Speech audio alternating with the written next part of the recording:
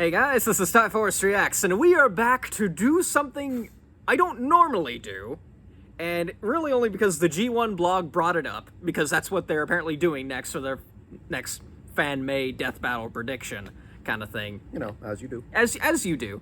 It's not the first time they've done this, but I believe this is going to be like the biggest one they've done. And that's the... Certainly ambitious. Oh yeah, definitely. The Espada from Bleach versus the Akatsuki from Naruto versus the Warlords from One Piece. Big three evil organizations. Oh yes, all three of them team deathmatch of the big three, which... Yes. I think it's safe to say all of them are overpowered in their respective anime. Oh yeah, yes they are. And yeah, and I'll go over some overall rules that I just kind of felt like we could throw our 2 cents in here. I would think so. Yeah, like just to throw stuff in, because normally we don't really like talking about stats all that much, simply because we're not really all that well versed in it. I mean, we can put in the effort, but Yeah. I got other things to do. Yeah. You know, like modding Skyrim, doing my college work, modding Skyrim, working at the warehouse, modding Skyrim titties. Yeah, very, very, very important. Yeah, I just found out my latest texture mod was a fluke. Oh. Didn't work. Broke Skyrim altogether. I had to get rid of it, which is a shame. Wicco was great. And then it wasn't. Yeah. But anyway! All right, let's go over some overall rules I feel like need to go over. First, like, I believe the battleground is, I don't really, like, just a plain field, I guess. Like, yeah, it's an arena match. It's an arena match. It's not, like, not in an actual arena, but, like, you know, just... Closest thing. Yeah, closest thing to give everyone some space. And... Because with their power levels, we're gonna need it! Yeah. Oh, yeah. God. 2, no betrayals. It has to be, you have to work with your respective team. So Noitora doesn't get the fun, basically. Yeah, pretty much. And looking at you, Doflamingo, no using your puppet string on the other warlords. I'm just trying to help them! But yeah, and then, and okay, I believe that's pretty much all I can think of right at the top of my head, maybe. Yeah, not gonna lie, other than no betrayals, there's not a lot of rules you can make for this, since there's a lot of factors. This is not just a death battle, this is a team death battle, and there's 3 of them! Yeah. So, like, they've done team death battles before, but 3 ways? No. There's a lot of factors to go in here. And even then, I think the biggest one they've done was Power Rangers versus Voltron, and even then, it was still just 1 mech. It was just 1 mech each. So I'd say that still counts as 1-on-1. Yeah, it still technically counts. They've done Battle Royales before, but like... Battle Royales are always messy to predict. Oh, yeah. Hence why we like them. We just put them in the simulator, now kill. Yes. And then your favorites all die, and it's up to freaking Ragyo Kiryun to win the day. Bloody hell. Oof. Anyway. But yeah, and so, yeah, that's pretty much all the rules we can set up. Let's start by discussing the characters, basically. We'll start with the Espada, and we'll start with which Espada we're using, or rather, which ones we're not using, because there have been some previous Espada who are no longer Espada. Well, I dare say, with all the factions, they've traded members before. Oh yeah, all the factions have traded members. We're just going with the ones I feel, you know, like would probably be representing each faction the best. Yeah. The factions are most known for. And for the Espada, I am discluding all the pre-Verona Espada because they're insects. Yeah, let's be honest. Yeah, they're the beta Espada. No one really cares about them. Basically, they were what you might consider Espada before Aizen showed up. I mean, not officially, but you would consider, okay, they're the most natural ones. Then Aizen came, reorganized everything, and slowly realized, wait, these guys suck. Mm. I'm gonna replace it with these guys over here. Well, they suck so much I'm gonna put them in the triple digits, not even the double digits. Ow. Yeah. That hurts. It hurts, man. But yeah, and the other Espada I'm not including is Nell. Nelliel to Odo Schwank or whatever. Which does hurt a bit. I need to but see her name to pronounce it right. yeah. And even then, you might not. I will give it a shot anyway. Maybe Austrian German, but it's still technically German. Okay, there we go. But yeah, not including Nell, even though, like, she's the closest thing we had to an actual Espada getting kicked out, or rather, not kicked out, but rather... backstabbed and thrown out. Yeah, Noitora was feeling antsy that day. You know, man, he got over it. The last time you got over it, a female Espada disappeared. Yeah, man. I got over it. Yeah. Bleach Espada is so fun. I like Noritora more than I probably should. Yeah. Because he's just fun. He's very that fun. kind of evil that is actually fun to have around. Right, yeah. Sure, you might like Swafo, who's he's definitely one of the best, fun to hate them villains. Oh, definitely. Yes.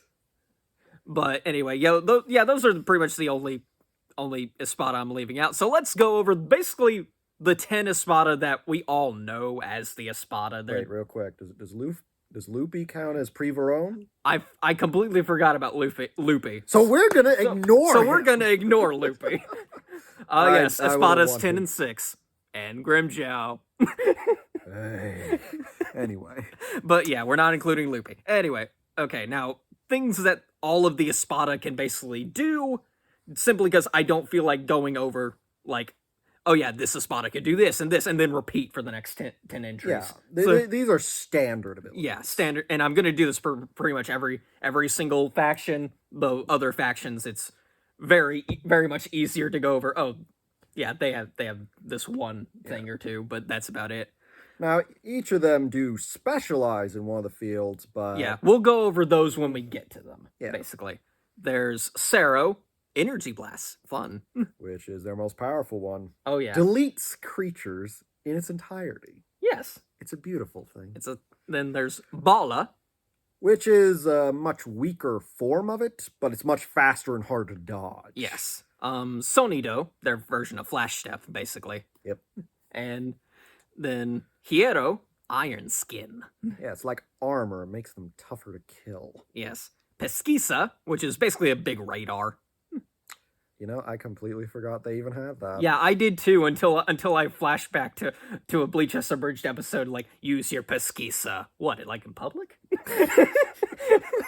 the hell? I don't even need to know the context. I know. And then Descoror, which is just how they travel to Hueco Mundo and back through the Garganta. Yeah, it just summons a gate, Yeah, basically. it's not really going to be relevant here. Fast traveling on! Yeah, like, I suppose this is another rule, but I don't think we'd even need to worry about it. No retreat. Well, obviously. Yeah, It's none of these guys, well, I mean, maybe some of the Akatsuki would retreat considering their personalities, but... Plus they're ninjas. Yeah, they're ninjas. A ninja doesn't stay and fight to the death like some knight in armor. Right, Naruto? Naruto, the most non-ninja there ever was to ninja. Half the characters do this bloody Right, hell. Like, yeah. Sasuke's got a giant purple armored man whose ability is, I'm invincible. That's his ability. I'm just invincible. Yeah. Freaking out. But anyway, that's pretty much all of the stuff all of the Espada can do.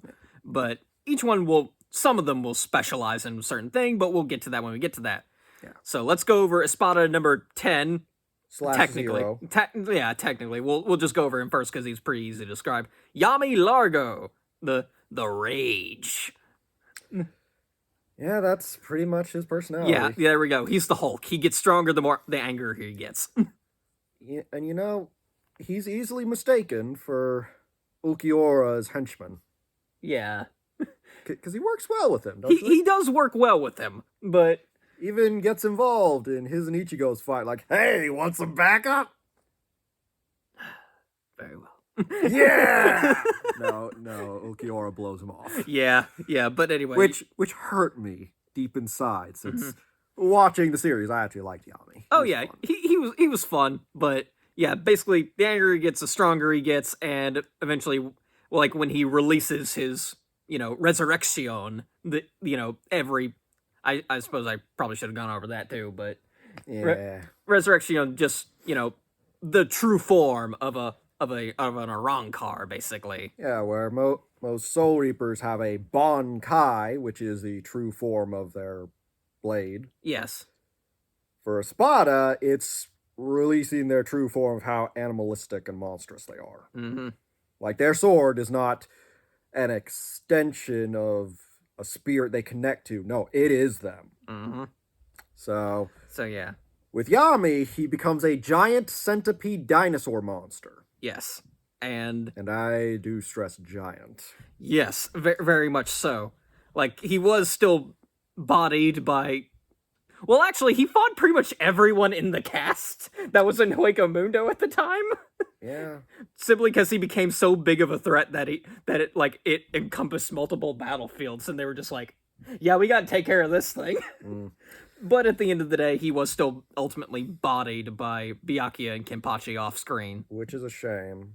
Yeah. Now, as a rule, he's kind of like the Colossal Titan. He's a living siege weapon. Yeah. That's his whole shtick, which I say should have put him in Soul Society battle. But anyway. Yeah, anyway. But yeah. Also, he might have a Segunda Etapa, but it was like, it's very much, it's never said it is.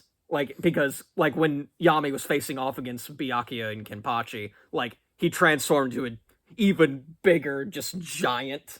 And, like, I've never been this pissed off before. And it looked very different and more animalistic compared to what his Resurrection originally looked like.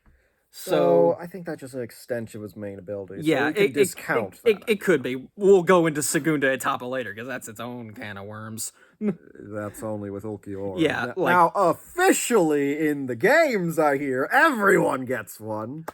It's not technically a Segunda Etapa. I know, but still, might as well be. It might as well be. It's the closest we got. And now for Espada number 9, Arañero Arueri. I can never say that last part. Yeah, I like saying it because it's fun to say. True. So, the most wasted of the Espada. He is interesting in that, unlike most of the Espada, he's not a fully developed hollow. Oh yeah, there's like 3 levels of Menos Grande hollow. There's the Gillian, the Juchas, and the Vasto Lorde. And Arañero is the only Gillian Espada. Lowest rank of all. The lowest rank of them all. That's very interesting. So, out of all of them, he actually has the least amount of sheer power output. Yes. He makes up for that, though, in his special ability. Yes. Whenever he eats a hollow, he gains their ability. And this is apparent when he ate Metastasia or Metastasia, whichever you prefer, I guess. Whatever. And that hollow had absorbed the essence of Kaien Shiba, the previous lieutenant of Squad 13. And so he not only gained Metastasia's ability, he also got the body of Kaien Shiba, which I'm beginning to think might have been what created him as an Arankar? Simply because he got a hold of an actual Zanpakuto. I wouldn't say that. Yeah, maybe not. I think that's just a theory I'm cooking up, but like... We'll keep that to the side. Yeah. I can't exactly disprove it. Right. But I do think he got a major boost from Aizen. Oh yeah, definitely. But now, there are... A lot of people scoff at hollows nowadays, since you know how Bleach power scaling is. Yeah. Hollows are nothing now. Yeah. The regular hollow is nothing. Yeah. Originally, though, hollows had some fascinating powers. Like the one Orihime fought, who could shoot seeds into people and then control them like a marionette. Mm-hmm. Can you imagine if he had that on Rukia? Right, yeah. You'd think that this would, like, with Arañero's special ability, this would be able to, hey, he could showcase some past hollow abilities that we saw before, and like, oh, hey! I remember that. Or maybe even some new ones, just to spice things up a bit. Yeah, he's a very irregular fighter. He's got all these different kinds of powers. He's Now, absorbed literally over 30,000 hollows. yeah, like he can't do the power output, but dang, is he varied in how he can attack you. Yes. Which makes it very hard to counter. Yes. And that only makes it all the worse when you realize, oh, he didn't use any of the special abilities, so we don't even know. So should we put his stat intelligence to 0? What do you think? I don't know. It's Like, tempting to do he's so. he's good. He was good at mimicking Kai and Shiba. He was just too sadistic to commit to the role. Yeah, that's most of Espada, But though. yeah, Anyway. and okay. I guess we're done talking about Aaron Yarrow. We pretty much got that out of the way. All right. Now for the freak. Yeah, I can never pronounce Saizel Apro. Saizalaparo Grans. The freak. Yeah, he's the Kuretsuchi Arankar equivalent. Yeah, unlike like every one of the Arankar has some aspect of death. His is fornication. Yeah. Wow, Kubo, that's subtle. Yeah. So. Now, he's actually interesting. Oh, yeah. Because like Arniero, he's got an irregular fighting style with his voodoo doll business, which is kind of overpowered. Yeah. Once he gets you in the voodoo doll, he can have all these different little, I don't even know what you'd call them. They look Voodoo like jelly. They look like jelly beans. Voodoo tablets, voodoo jelly beans. Yeah. And he can, Like crush your organs one by one. you just snap and, oh, boom, your arms are broken. Yeah. Snap this one, oh, your lungs have been punctured. And they can't be healed. Right. I think the only problem I can see with this kind of thing is that Salzaparo, he needs a bit of setup in order to accomplish a whole lot of what he can actually do. He needs the prep time. Like, maybe if he got the other Espada to, like, distract for him. Does he have his assistants? Oh no, I'm not including any Fraction. Okay, no Fraction. Okay. So yeah, like maybe. So then, yeah, he needs to rely on the others to have any chance. And good, the Espada have no teamwork, but we'll get to that when we get to that. I don't know. Stark can be a pretty team player. Yeah, he can. Didn't bother, but he has the he team player spirit. But yeah, and really but you got to give credit where it's due. The only reason Salzaparo was able to be beaten was because it's Kuretsuchi who required his own bit of setup time. But yeah. So basically, if he gets his hands on you, yeah, he'll win. But the moment some new factor comes in, it's he's gonna have a hard time. Right. He's not gonna thrive in this kind of battle, especially when we have no, betrayal kind of thing going. Oh, definitely. And now Zomori. Ah, yes. Espada number 7. The drunk one. Yeah. Well, he's not technically drunk, but he's supposed to be intoxicated. Intoxication, yeah. Fun thing about him, he has the fastest Sonido. That's about it. That's about it. I mean, he does have that weird thing where if he shoots a beam at you or whatever, and if it hits and it forms a seal, and all of a sudden he has control over whatever he hits. And if he strikes dead on, he has just full control. So it's fun. Like, he's a very tricky opponent. The only problem is he went up against Byakuya.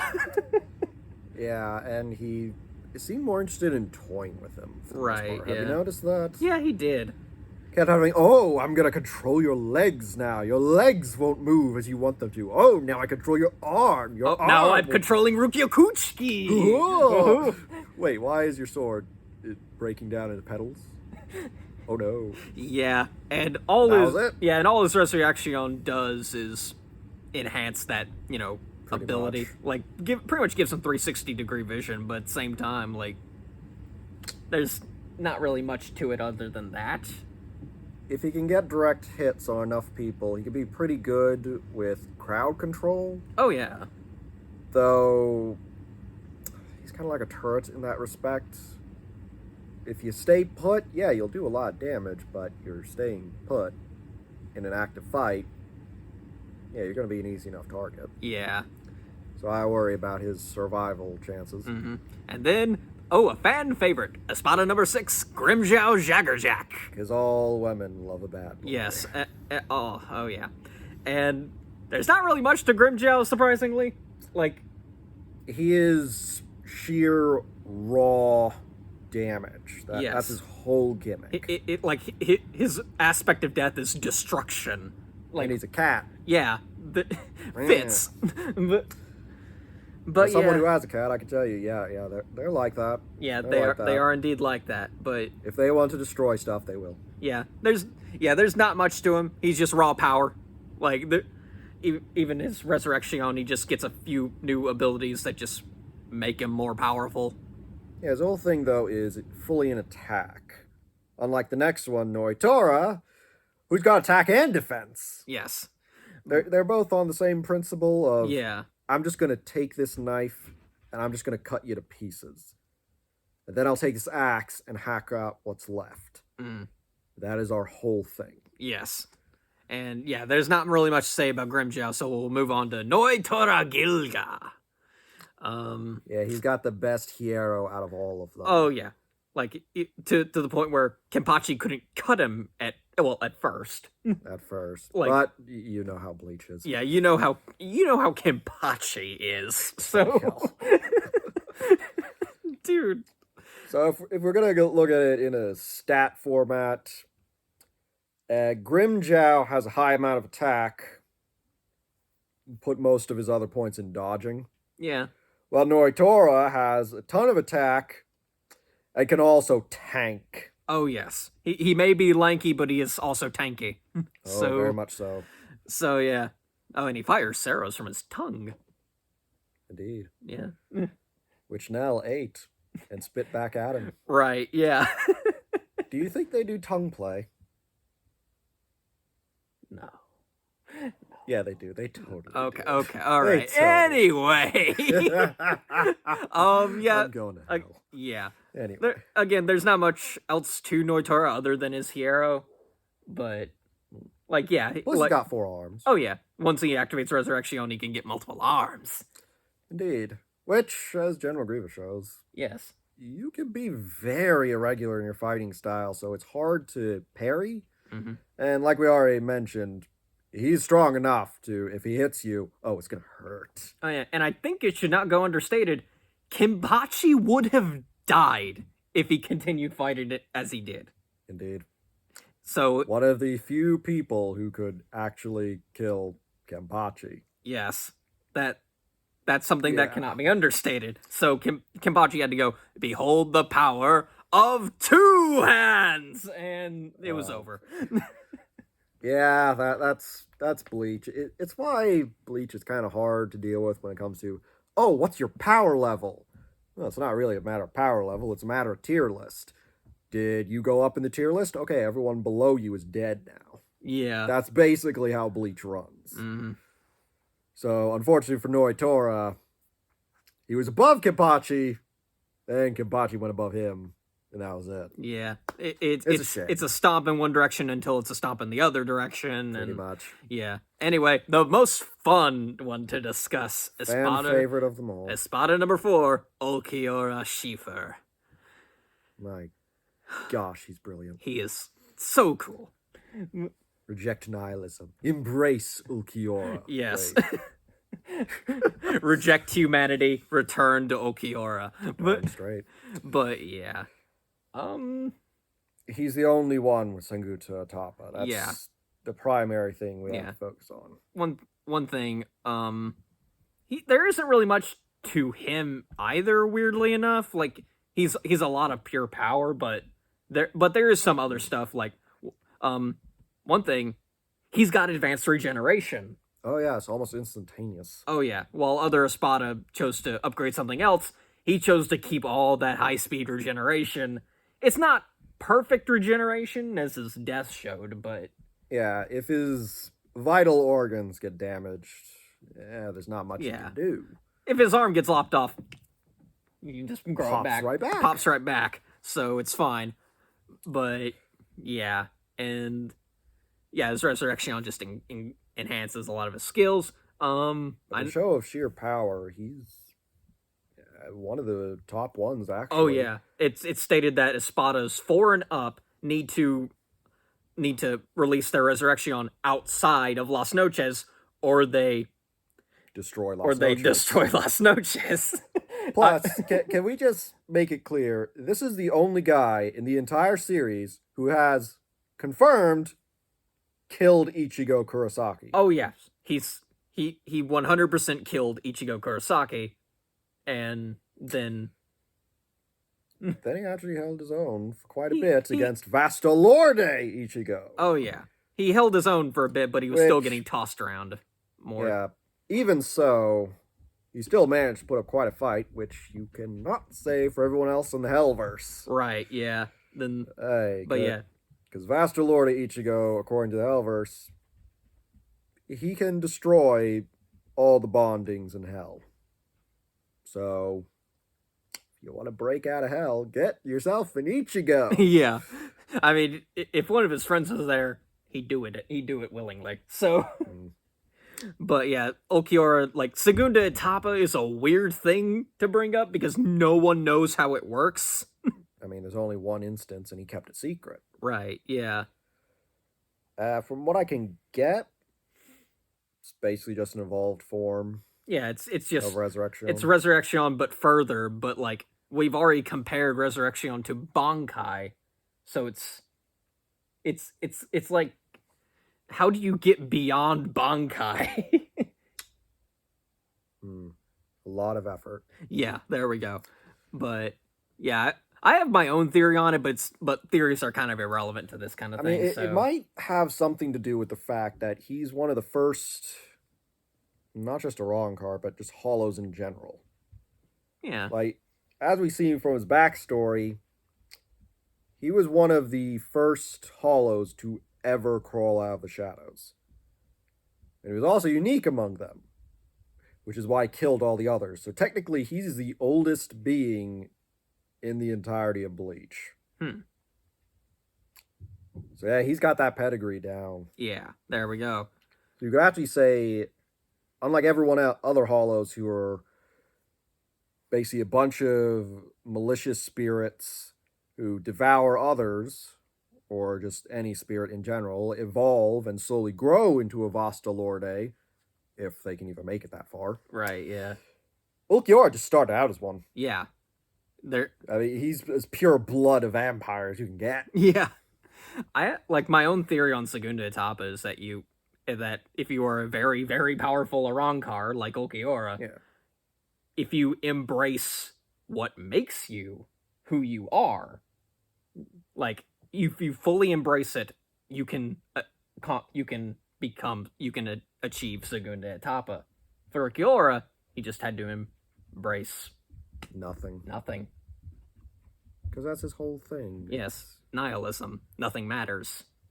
Nothing at all. Yeah, it makes sense to me. But yeah, okay, we've rambled about Ulquiorra. He's cool, but now on to the hot one. Now we got Haribel or Hollybell or whatever. The translation screwed her over. You know, as much as Japan loves their freaking rice, they do not know how to use R. Right. Ra. Use that. Yes. And we just keep running out of things to say about the Espada because there's not really much to Haribel other than water manipulation, which is impressive. I mean, to be fair about trying to talk about the Espada, they are Bleach's tier system personified. They're ranked. Yeah, there we go.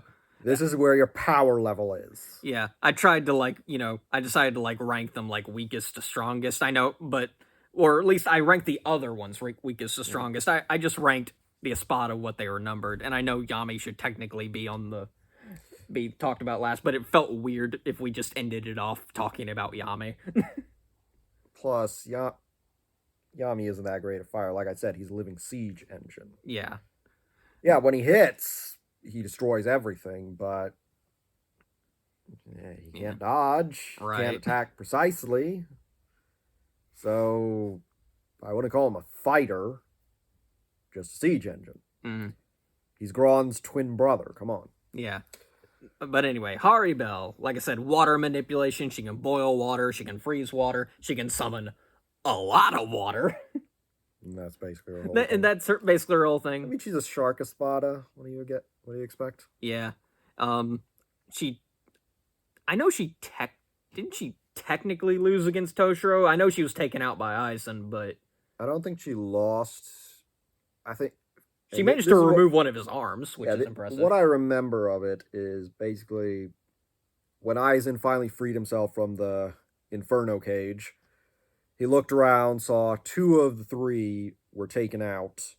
And so it was like, okay, I've had fun with you all, but it's time I just take over. So he just killed Haribel because you're no longer useful.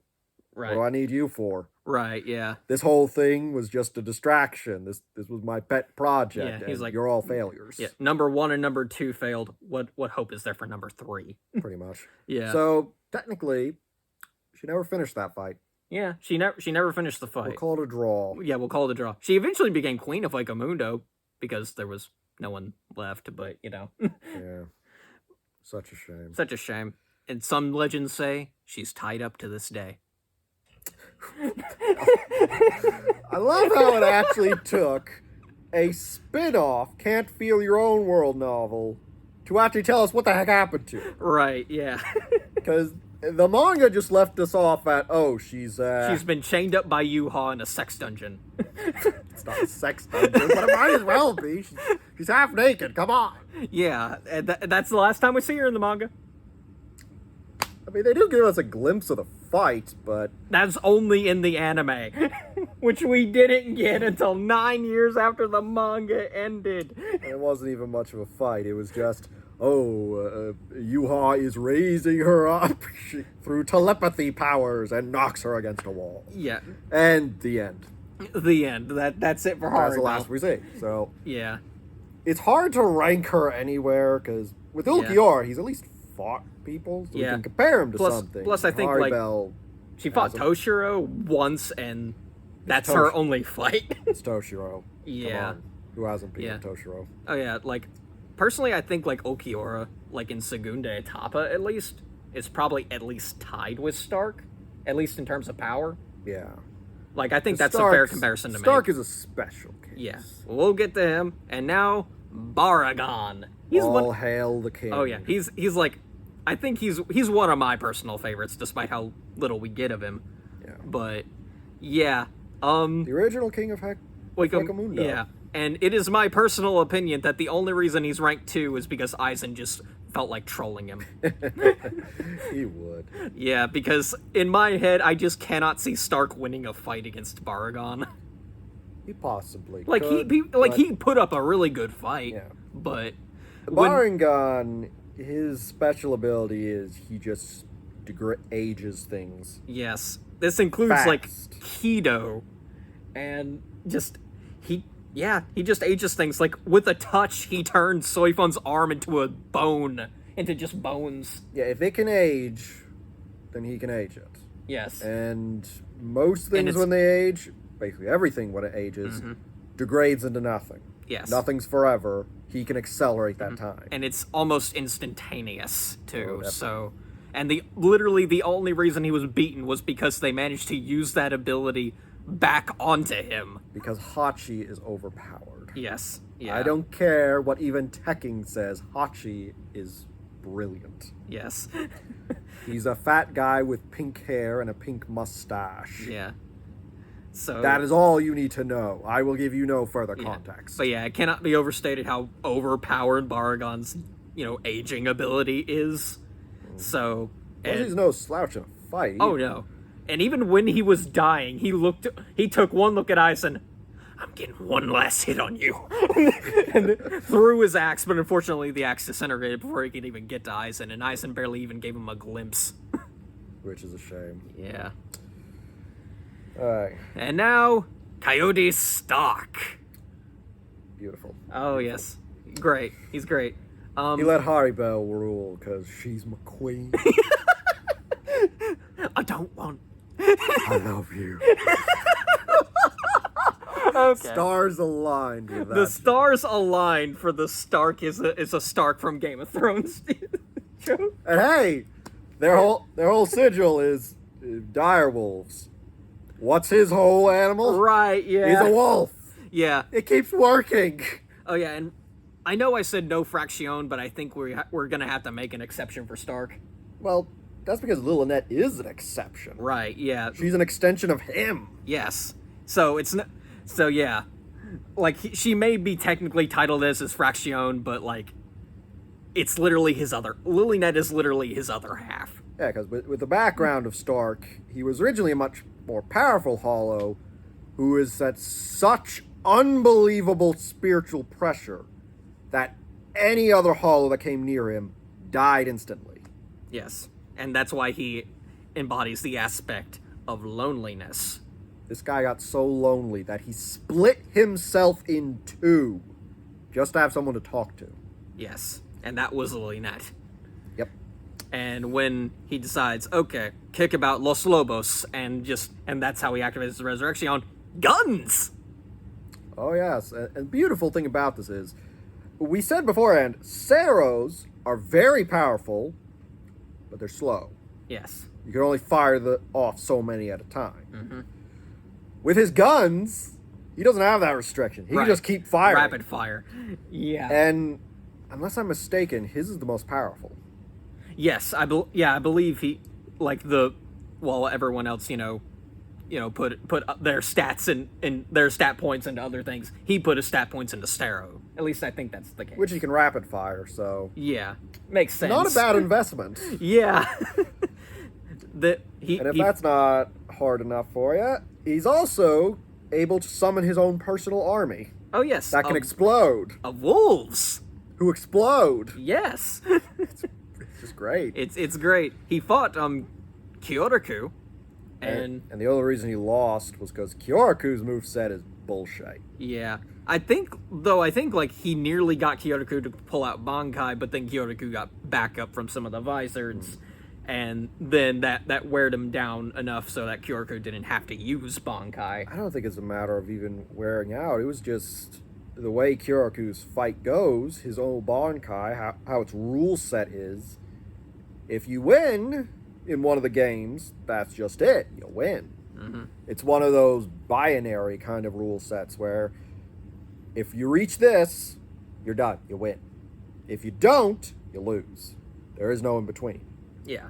I'm convinced that's the only reason Stark lost. Mm-hmm. Yeah. Sucks that was it. Stark was killed by that.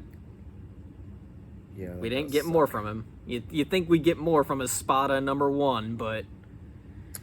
Oh, well. I mean, Kubo did say that the whole story is about Ichigo. Yeah. So other characters were going to be pushed to the background. Yeah. It is inevitable. But anyway, that's all the Espada. We're 38 minutes in. Okay. Let's, okay. They're, to put it simply, they're all very powerful. They're brute strength. Yes. They can tank hits. And the few abilities they do have are overpowered. Oh, yes. And one of the things going against them, there is zero teamwork in between any of them. The only time I think any of the Espada teamed up was Noitora and Sales Aparo to take down Nell. Maybe Yami and Ulquiorra. And but maybe it was Yami really and Ulquiorra, just but... Ulquiorra being like, okay, kick her ass. And so he proceeded to kick Chad and Orihime being the Vegeta to Yami's Nappa. So pretty much. That's what happened. Yeah. And then, okay, now we can move on from the Espada and go into the Akatsuki. 39 minutes in. Yeah, okay. But anyway, so the Akatsuki that we did not include, Team Taka, which was basically just Sasuke, Karin, Jugo, and Suigetsu. Sasuke's group, basically. Yeah, Sasuke's whole group. Yeah, they were Akatsuki, but like, who even remembers them as Akatsuki? I did. I mean, yeah. They were part-timers, let's be honest. They were part-timers.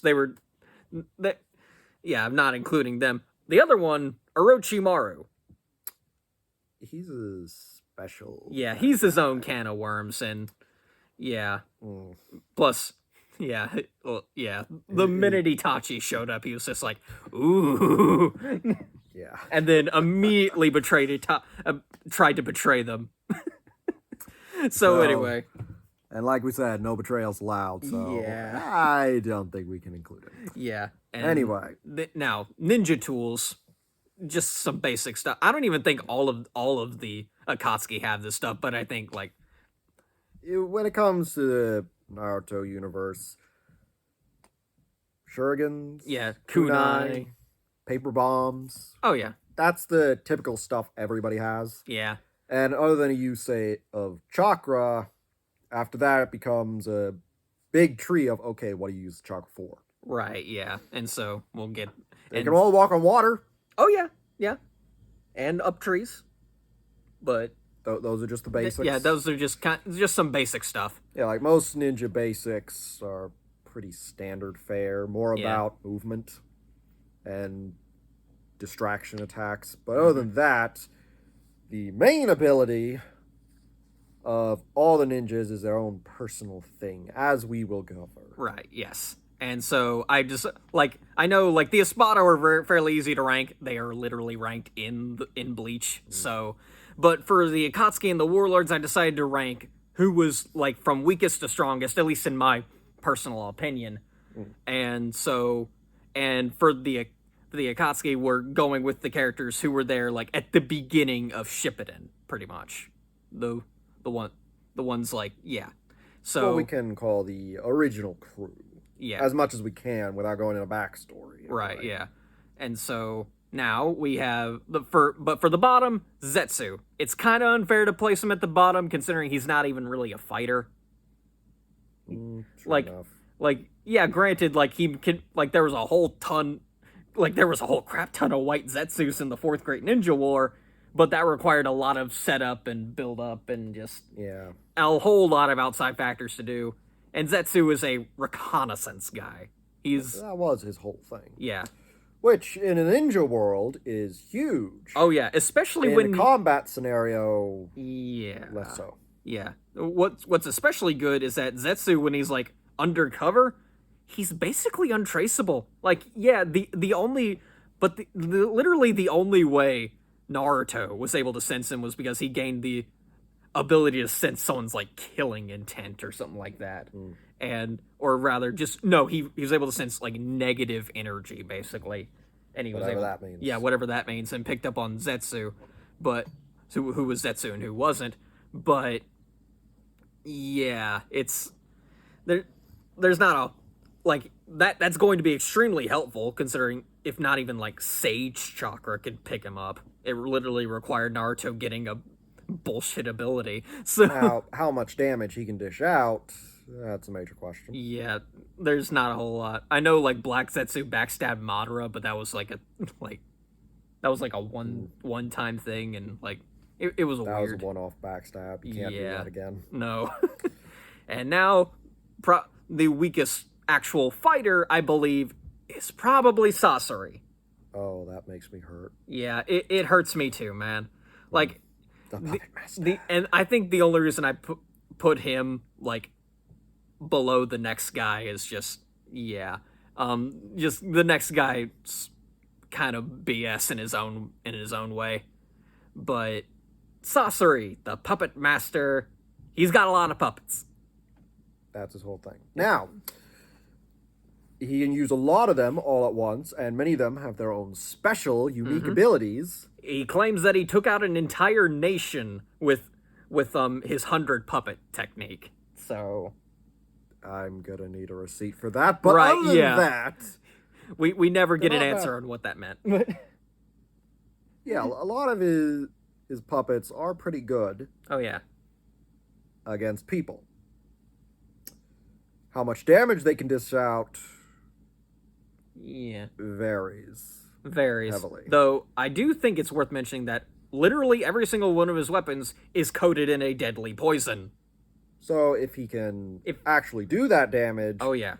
we might have somewhere to go. Yeah, literally the entire Sakura and Shio versus Sasori fight was like avoid his attacks at all costs.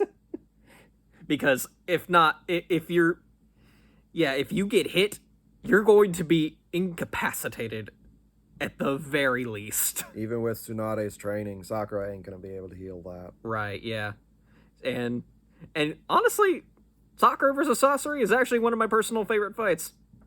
At least, Too bad she didn't fight it herself. yeah, it does suck, but hey, and plus once Sasori starts using himself, because he himself is a And now I summon myself. yes. It's Pulling a freaking Yu-Gi-Oh! GX on us. he has a very obvious bullseye, like right on the chest. Yeah. That's yeah. But yeah, there's not like he can use a whole bunch of different like elements and stuff, and like Comes with making all your puppets the way he does. yeah, the himself puppet. But yeah, that's about it for Sasori. And now the guy I put above Sasori, it was very difficult to say. I was like, do I pick the puppet guy who went down against Sakura, Ouch. or do I pick the immortal? Freaking Hedon. Yeah, Hedon. His whole thing is he's invincible. He can't. Yeah.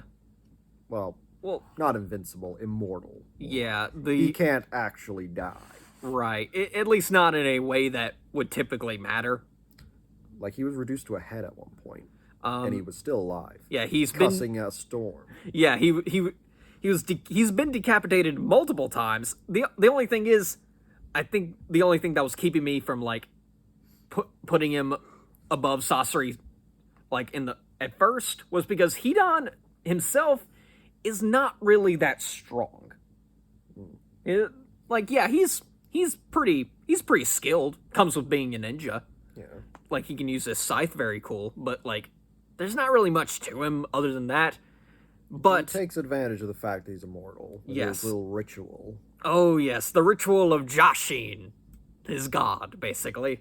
He What the frick is a we, Josh? we're never given like specifics on like what Jashinism or whatever is, but like apparently if he can cut you and then consume the blood, and like draws a specific symbol on the ground, whatever damage he does or does to himself or when someone tries to attack him is reflected onto the person he cut.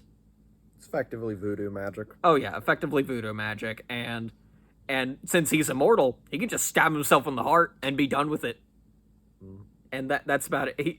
He is kind of a one-trick pony in that regard, but at the same time, he can get away with it because his body, because he's literally unkillable.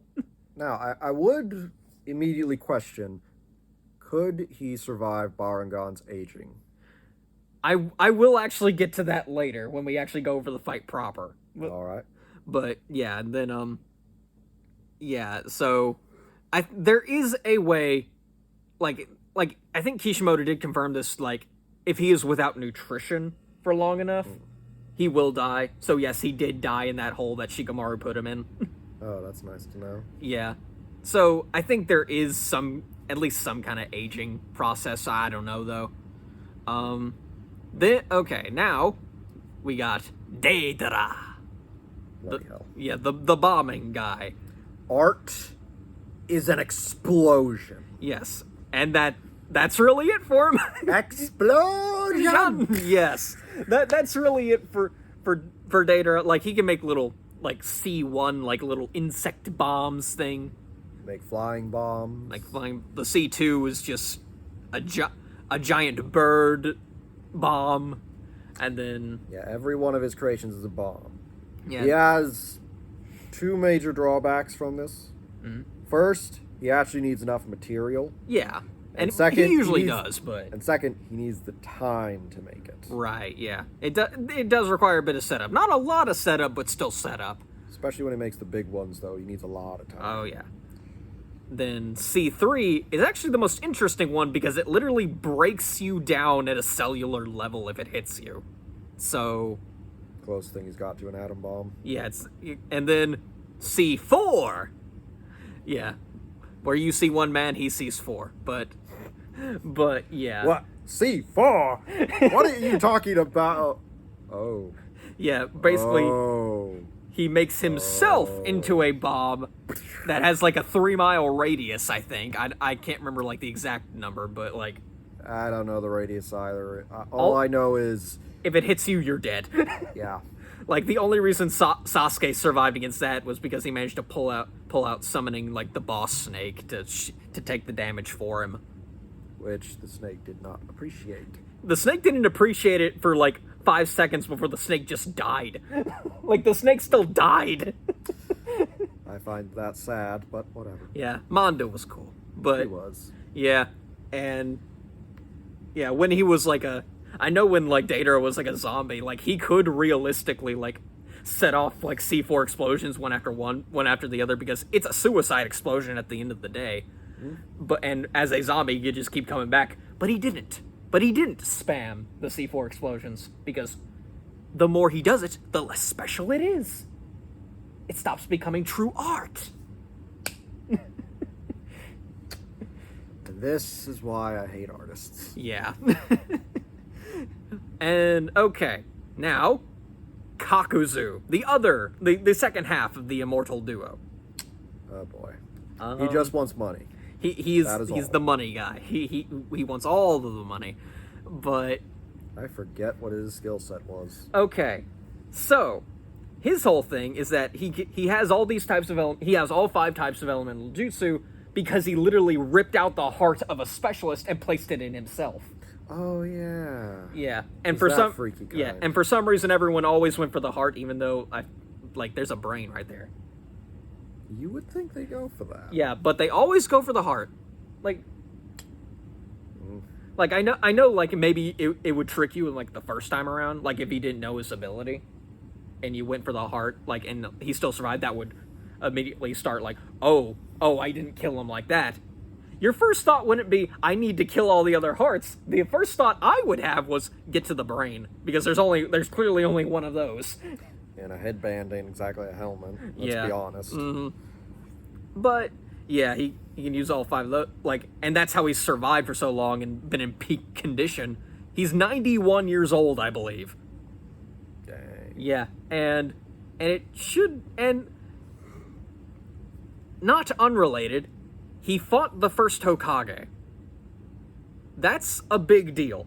Like, we aren't given details. We're just told he fought the first Hokage at some point. We aren't sure how that fight went. We're going to assume he lost because Hashirama is OP. And let's But- be honest, I don't think that can scale his abilities. No, very it well. doesn't. But After all, we don't even know if it was a usual Naruto fight where, oh, but I trick you, but I trick you, but I trick you, Yeah. and then one person wins. Or is this a Bleach style fight where he's just getting his ass handed to him? yeah. We don't know. Yeah, but at the same time, I think the fact that Kakuzu fought the first Hokage and lived to brag about it, Yeah, I don't think getting your ass kicked is something to brag right? about. Yeah, but he fought the first Hokage and lived to tell the tale. I think that's pretty impressive, at the very least. Okay, but other than that, yeah, like, oh yeah, and all of his hearts can like separate into different beings. Oh yeah, that was freaky. It was freaky, but that just kind of makes all of his hearts easy to take out now. So, not really much, but else to that. And then Conan. I think the only reason I put her above all these other guys is because of that one time she dropped a couple trillion paper bombs on Toby. Oh yeah, she did, didn't she? Yeah, in like her one and only fight in the series. I just think like the fact that she was able to do so much damage to Toby, like, is pretty impressive. And the only reason that Toby was able to survive is because of Sharingan bullshit. Yeah, that'll do it. Yeah, and so, but then again, a lot of, like, the entire lake of paper bombs was a lot of setup. But the fact that she still has that many paper bombs, it's, True. and paper bombs can vary in explosion size. So, other than that, like, she uses a whole lot of paper stuff. Didn't she have a background fight? I forget what it was. Dang, I need to go back through Naruto to find out about all this. Bloody Yeah. hell, it's been too long. I know she grew up fighting. Like, I know she trained with Jiraiya, along with Nagato and Yahiko, but, like, and, like, she obviously has been in fights. It's just that the only significant fight we know of is her versus Toby, where she got killed. Yeah. Oh, wait a second. Wasn't she involved with the fight where Pain attacked the city?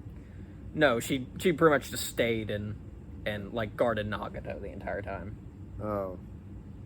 Well, shoot, that would have been fun. It would have been. I remember like the opening had like a fight with like her and all the girls. Yeah, her and all the girls. I thought that would have been a really cool fight. It would. We didn't get it. We didn't get it, but yeah. All right, next guy. He's I'm not gonna lie. I think he's probably my personal favorite. Kisame. Kisame, the shark dude. He's got a giant sword that eats things. Yeah, giant sword that eats chakra. He's fun. He's like, oh, Itachi. He doesn't need his legs, does he? Yeah, if they were the Vegeta and Nappa. If they were the Vegeta and Nappa duo, he'd be Nappa, but we'd have to be afraid of Nappa. Yeah, at least, and like I actually was like, okay, I actually like kind of pitted this against my like Itachi versus Kisame, and I was just like, huh, I don't actually know who would win that. I guess Itachi because Genjutsu, which is why I put Itachi above Kisame. But at the same time, Kisame is no pushover. He is surprisingly overpowered. He's got a lot of water jutsu, which is going to be very helpful in later fights. But not only that, his chakra levels. He has so much chakra. Yeah, unlike the rest of them, he's actually someone who can act as a tank. Oh, yeah. He can dish out the damage and take it. And best of all, his sword eats enemy chakra, so I assume we can release it to all the others. Oh, yeah.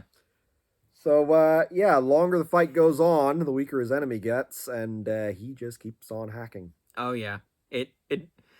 Yeah, and then we got, Kisame was literally, has so much chakra that he gained a reputation as the tailless tailed beast.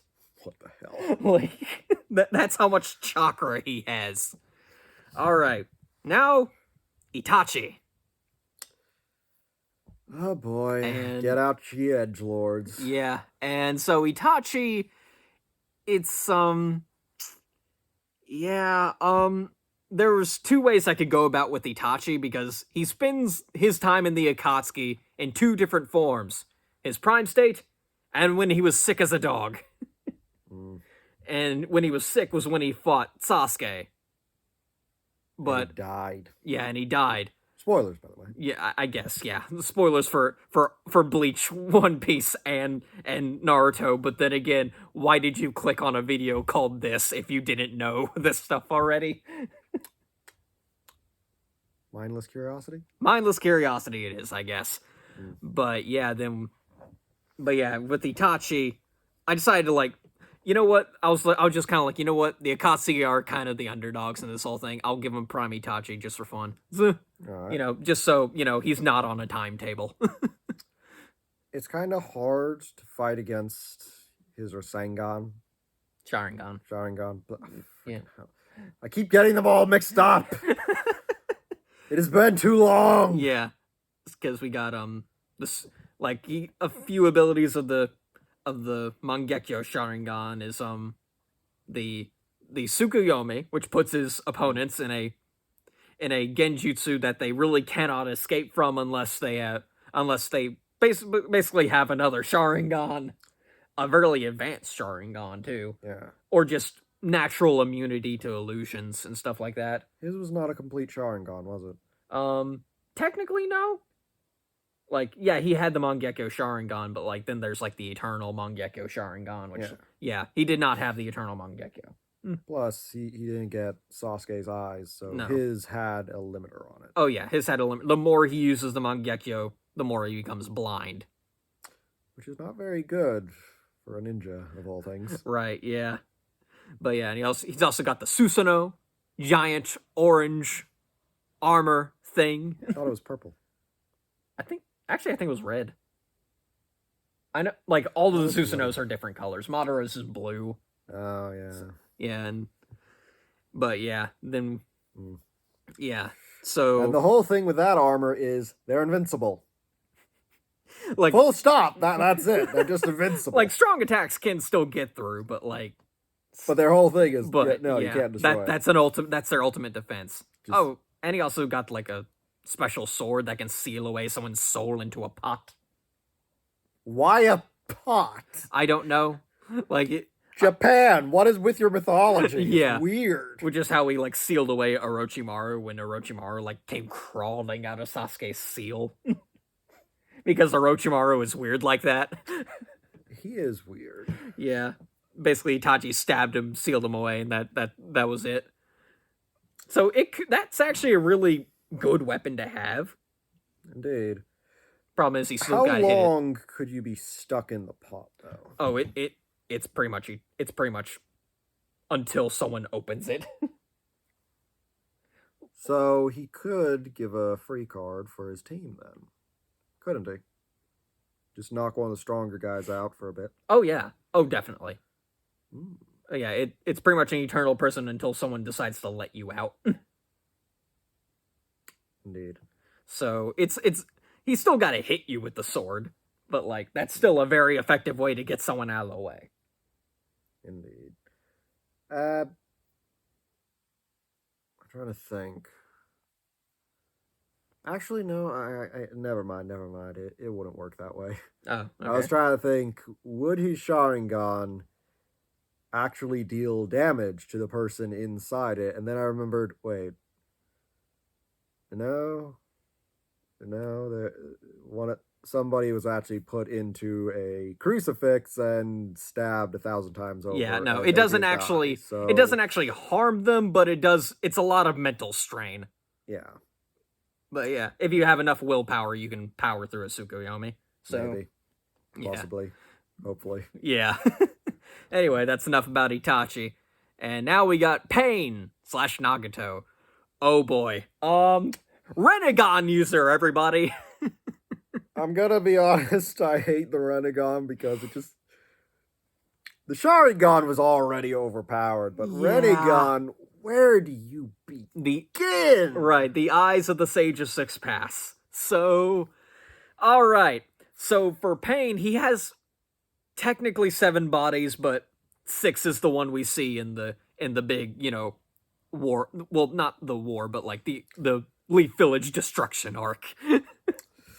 I'll call it the Siege of the Leaf Village. Yeah, and It's where not exactly a siege when they literally wipe it off the map, but yeah, and so I literally had to write down like what all of the paths did because I always get them screwed up, like which ones they Take are. it away then. All right, we have the Deva path, which is the one pretty much everyone associates with Pain, and that allows them to manipulate gravity with the almighty push, which when fully charged up, it does take a few minutes to like recharge, but when it's all charged up, he levels the entire Leaf Village to a crater.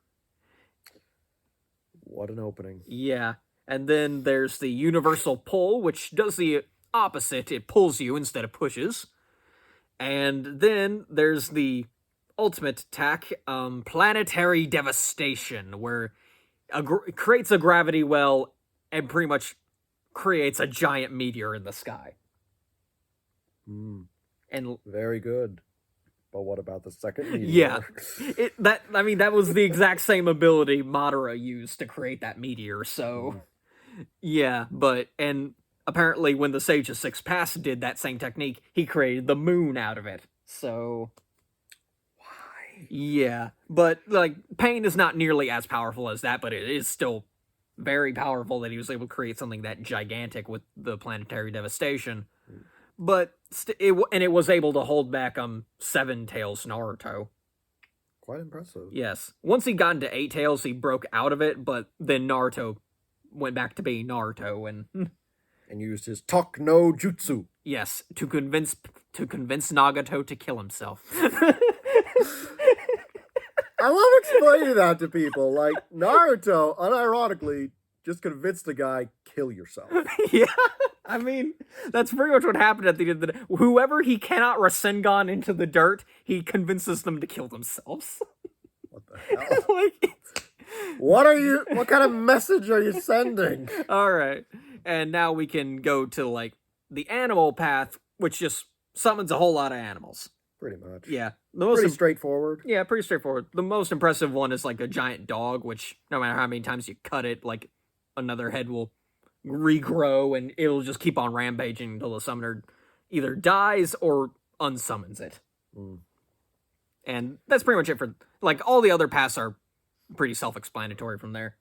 The Preta path can just absorb chakra, which is, yeah, that's very overpowered, I'd say. Pretty straightforward, Yeah. too. And somehow it gets even more OP, because with the human path, he can just rip out your soul. Why do you need any other powers? Why then? do you need any other powers after that? They're just dead. Yeah. That's it. Like, I remember first watching Naruto as a kid. Best fight I ever saw was the third Hokage versus Orochimaru. Oh, yes. And you know how the third Hokage managed to beat Orochimaru? He used what they said in both the manga and the anime, the second strongest jutsu of all time, where he basically just summons death to rip out your soul and eat it. Yes. That's considered the second most powerful ninjutsu of all time. And it still comes at the cost of killing the user. And yet this guy, he just has soul absorption. He can just rip your soul out. There, you're dead. Yeah, there we go. He did. No drawbacks. Yeah, no. What the hell? No. And then there's honestly the weirdest one, the Ashura path.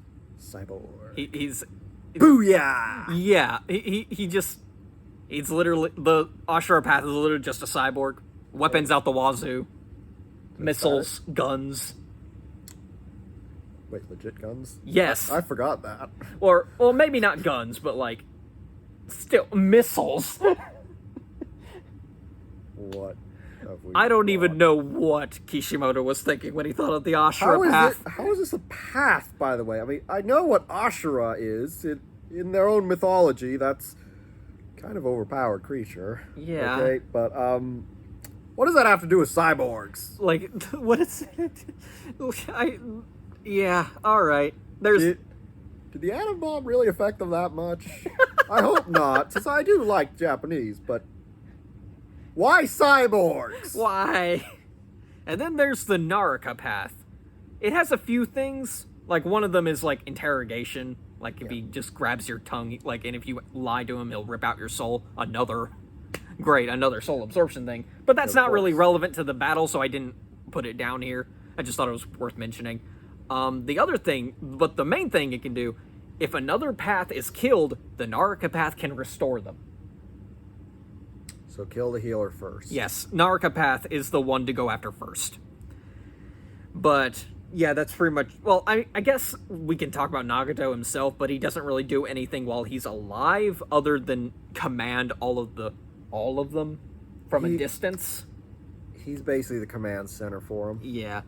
Oh yeah, I nearly forgot, like, all the paths can see out of each other's eyes. So... Because that wouldn't be confusing. Yeah, that wouldn't be confusing. So there's technically not a blind spot that someone can exploit, but... But, yeah, anyway, that's pretty much it for Pain and Nagato. So we'll go to probably the strongest member, Toby, / Obito, / well, he went by Madara, but, like, yeah. He's got a lot of names. Yeah, he like, granted, he is a ninja. He hid his identity very well.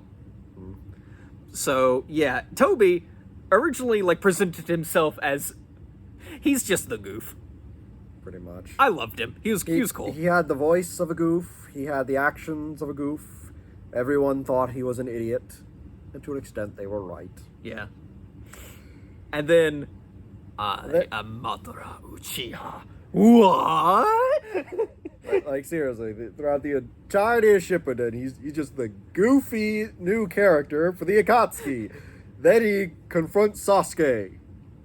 I am of your clan! And then goes on a huge tangent in this deep voice about this is a history of our clan and why everyone else needs to die for justice's sake. probably my favorite moment with them was like when What a turnaround. Toby was fighting like Naruto and like Team 8, and like no one could land a hit on him, but he's just like, and then Zetsu appears like, it appears Sasuke has killed Itachi. What? I can't believe it! Kidding. It's just as I expected. It's such a turn, and I love it. Multiple personality disorder is quite something, ain't it? Yeah, but yeah, Toby's whole thing, he cannot be touched. Ever. Yeah, he can make himself intangible at will. Like, there is a weakness to this. He has to come out of intangibility to attack, True. but he can just switch it on a dime. And he can hold it for up to like 5 minutes, I think. So That would be difficult to really target, though. yeah. And And not just for his opponents. That'd be difficult for him, too. Especially if Stark keeps shooting at him. right, yeah. Like, yeah, especially in like a huge battle like this one. You can't just keep it on all the time. Plus, he's got to have eyes on his back at all times. So he doesn't, get blasted from behind. Oh yeah, and another thing for like just Sharingan users in general is Izanagi basically allows him to cheat death. But Because that's not overpowered. but it does come at the cost of closing the eye forever. So that's at least a pretty hefty cost. But if Itachi just so happens to die on the battlefield, there's nothing stopping him from just ripping out an eye and replacing it.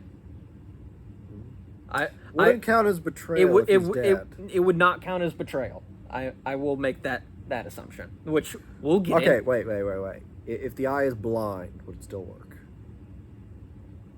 I don't believe so, because I believe the lore goes that, like, in order to achieve an eternal Mangekyo Sharingan, the eye needs to be someone really closely related to you, like a brother.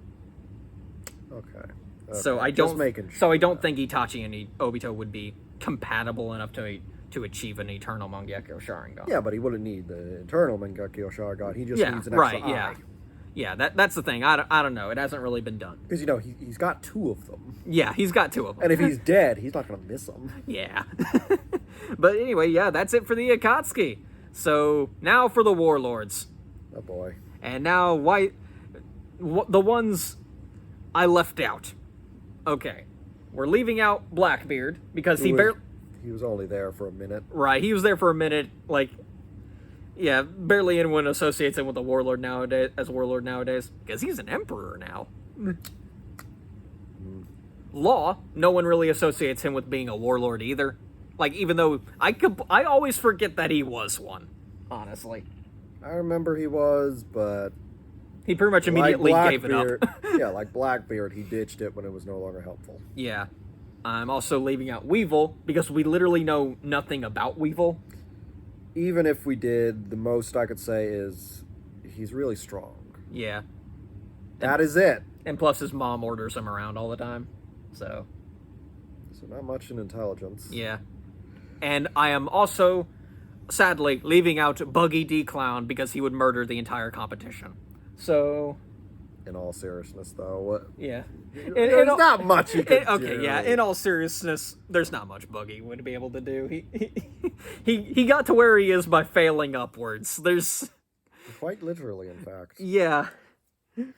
First, he was just a random pirate in the East Blue, and then he rose up and went to Impel Down, and then happened to gain the respect and admiration of so many prisoners, calling him Captain Buggy, Captain Buggy. And the government recognized this and made him a warlord. Don't forget, he got the respect and acknowledgement of Whitebeard. Yeah, that's true. And then once he stopped being a warlord because the warlord system got abolished. Spoilers. Yeah. I guess I've already again. given the spoiler warning, Yeah. but he became an emperor technically. But Well, really. Through the Warlords came to cash in on some checks that he Right. was not paying. yeah, And they decided, you know what, we're gonna make a team now. And if you don't, we'll kill you. yeah. So Okay, so an overall thing, hockey. Now that's pretty much all I could really come up Yeah. with that all the warlords, at least to some degree, seem to possess. Seems to be a common feature. Yeah, maybe not crocodile, but that's a whole can of worms, and we are including these guys as they were warlords.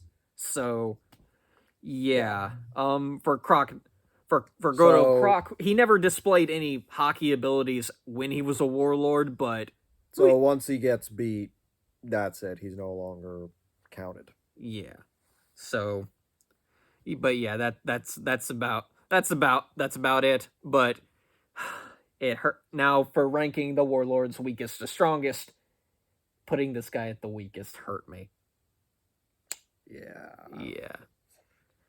Gecko Moria. One of the most overhated characters in all of One Piece.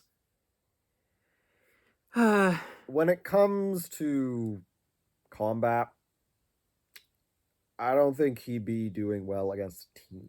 No, he wouldn't. Now, if we're talking about mass hordes of enemies, he can fight them. Yeah. If it's one-on-one, he might have a chance. Right. After all, he did rip out Luffy's... Shadow. Yeah. I Yeah. was going to say soul, but I thought, that doesn't really count, does it? No. But yeah, with Gecko Moria. But even then, he lost in one-on-one fights pretty hard. Yeah. With Gecko Moria, I had to at one point contemplate, okay, do I take him when he was as a warlord, or do I take him like before he was a warlord? And because at the end of the day, it's either the guy who somewhat gave Luffy a fight, or the guy who at least gave a decent fight against Kaido. But at the end of the day, I was like, okay, when he was a warlord, he just kind of lounged around all day. There wasn't really much he was doing. But because he is a New World veteran, I'm like, okay, he probably has hockey. He was building an army that can't actually die. Right, yeah. That is his one ace in the hole. His zombies, whatever zombies he creates, they can't die. Yeah. And if by some chance he manages to capture one of the competition and take their shadow, put it in a zombie, oh my, he might actually be a threat now. Oh yeah, yeah, like if he manages to take out someone's shadow, they'll probably immediately die because they're in the sunlight. Yeah. Plus, now they use their abilities with a zombie that officially cannot be killed. Yeah. There's only one way you can beat them, and I don't think anyone carries salt on them in this fight. Right, I don't think so either. So you've got to either kill Gecko Moria, or those zombies are going to keep coming back. Right. But even then, would we even give Gecko Moria zombies? Well, if he finds a corpse on the battlefield. Okay, yeah, that's fair. He could probably do that. Okay, yeah, that's fair. All right, and yeah, I think the only reason to put this guy above Gecko Moria is because, well, for one thing, Gecko Moria lazy as a warlord, and we only ever see him lose fights. Right, and so next we got Crocodile. Kind of sucks he's so low. Yeah, it sucks, but considering his competition. I mean, when he's a warlord, this would be his strength. That's how One Piece scaling goes. Yeah. Kind of like what everyone was talking about, what was his name? Arlong. Yeah. When he was there in the East Blue, oh yeah, he was a big threat. Oh yeah. Huge threat. A former crewmate of a warlord.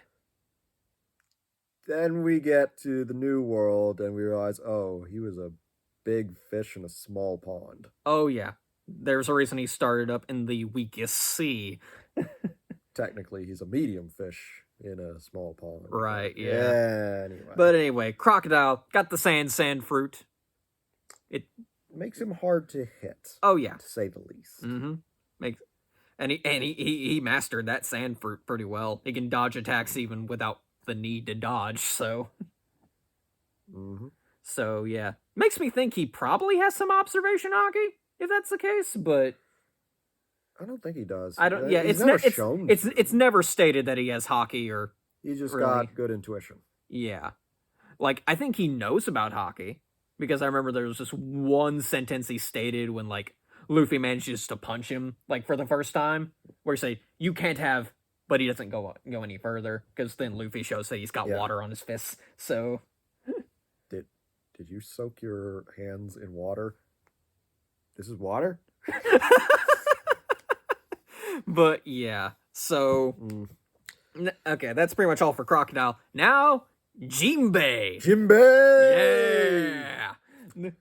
Worried if he would even count since, he's now part of the crew! Yeah, All he's part of the right! crew, but like I am going with the Warlords who basically started out. Like at the beginning of One Piece, these were the Warlords. All right. So yeah, we got Jinbei, Fishman Karate, basically able to manipulate water into a fighting style, basically. Indeed. It's very useful against Devil Fruit users. Not sure how it's probably going to be less effective on the competition, but still pretty effective. I mean, you ever seen the weight of water? Like, has anyone watching ever carried a lot of water bottles in their hands and notice how this is actually heavy? Mm-hmm. Like, heavier than anything else I've had to carry in a while. It's like with paper stacks. You pick up one piece of paper. Oh, this is nothing. If I throw it around too quickly, it'll rip. Get a stack of papers. Oh, I'm having a hard time picking this up. Oh yeah. Mm-hmm. Yeah, same general idea with water. So thinking about that, the weight of water and it coming at you like a fist. Ow. Yeah, that's going to hit rather hard. Surprisingly hard. Yeah. There's not much else to Jinbei, but he is a very honorable fighter. He's a bro. Yeah, he is a bro. Even when he's a warlord, he's a bro.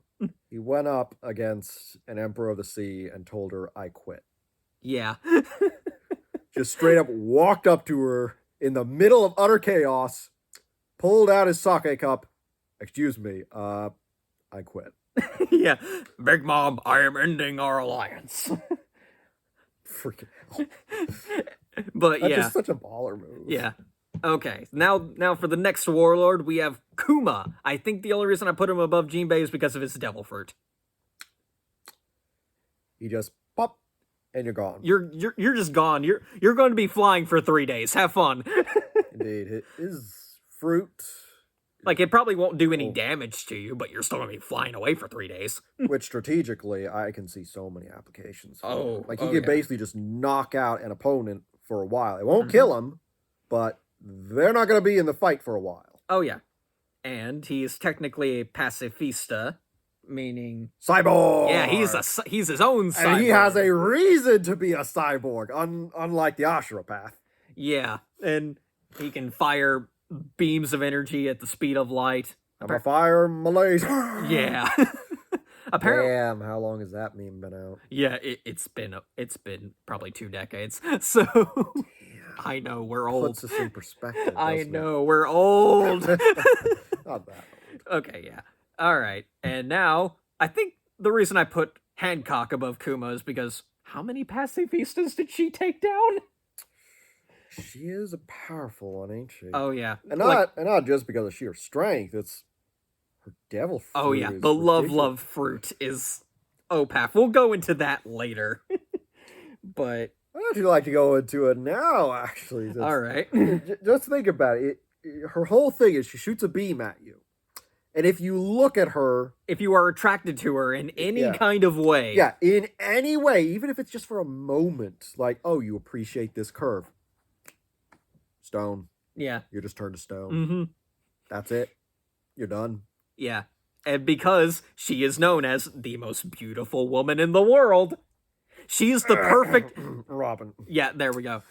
But she's still known as the most beautiful woman in the world. So... It's the perfect devil fruit for her. Like, she's got big knockers. Yeah, yeah. She has a lot to be proud of. Mm-hmm. Say the Oh, least. yeah. So, unsurprisingly, not a lot of people can resist it. Mm-hmm. But, yeah, when it comes to Hancock, like it is really weird to realize just how powerful Hancock is, because when you first, like, if you know Hancock, the first thing you think of is not, oh man, she's really powerful. She's got over 1 billion berry bounty. The first thing you think of is Luffy-sama! I mean, when you're gonna be king of the pirates, You gotta go for the top. yeah. I mean, it wasn't just her; it's the entire island that fell in Yeah. love with him. I mean, not really, but like, Pretty much. yeah. Like all of them are devoted to him. Oh yeah. It's Sanji would be so jealous. Sanji is jealous. He knows. Yeah. But yeah, and so next, Doflamingo. Dear God. Where to begin with him? Um, He's surprisingly versatile with the string fruit. I'm gonna be honest. The first time I heard about the string fruit, I thought, how are you supposed to use this? Like, sure, I guess you can take one marionette. No, you can make many. Oh yeah, Infinite numbers of puppet them. strings, and like it's not even the fact that he creates multiple strings and like he can puppet your body like that. Yeah. No, he attaches the string to your spine and puppets you like that. And it doesn't even stop at puppeting. He can make the bird cage, Yes, which can cut through the chiseled stone. yes. It's like a hot knife through butter. It just closes in and tears everything apart. It's barely even string at that point. It's just metal serrate wiring. Like, Freaking hell. it's And he doesn't even have to use that. You'd think, oh, well, if you could just attack him directly, then all that means nothing. he can make string clones. No, he combines the strings together to make whips that will tear into your flesh. And that's assuming you can even, if you're even fighting the real one. He can make string clones. And they kick your ass. And he has the most killer, sexy crab rock of all time. Oh, you can tell by the way I use my walk. Okay. Yeah. Like, that. He's just, he has no shits given, and he has every reason not to. right? He's the definition of built different. Bloody hell. Well, yeah, there's not a whole lot to go into other than that, but like, yeah, he's also oh yeah, should probably mention Conqueror's hockey. So if you're not strong enough, he could basically do to you what Stark Yeah. does to everyone else. Mm-hmm. Oh, bloody hell. Yeah. Okay. And like we all know who's at the top. It's Dracula Mihawk. Damn. Yeah, like no explanation really needed. He doesn't even have a devil fruit. He's just got a sword. And it's not just any sword. This is... I actually love the design of this sword. Oh yeah. Because not only is it kind of like a katana with the one side, so when you slash, yeah, it's not going to be as versatile as a regular broadsword or long sword, which I think is a superior sword, let's be honest. But with a katana, when it slashes, it's going to hack into it. Yes. Okay, the way they do the metallurgy, it hits hard. And that's just going into the regular sword, not even into the hockey. Yeah. But this guy, the design of this sword, it's part katana. When you actually look at it, it's also part Zweihander.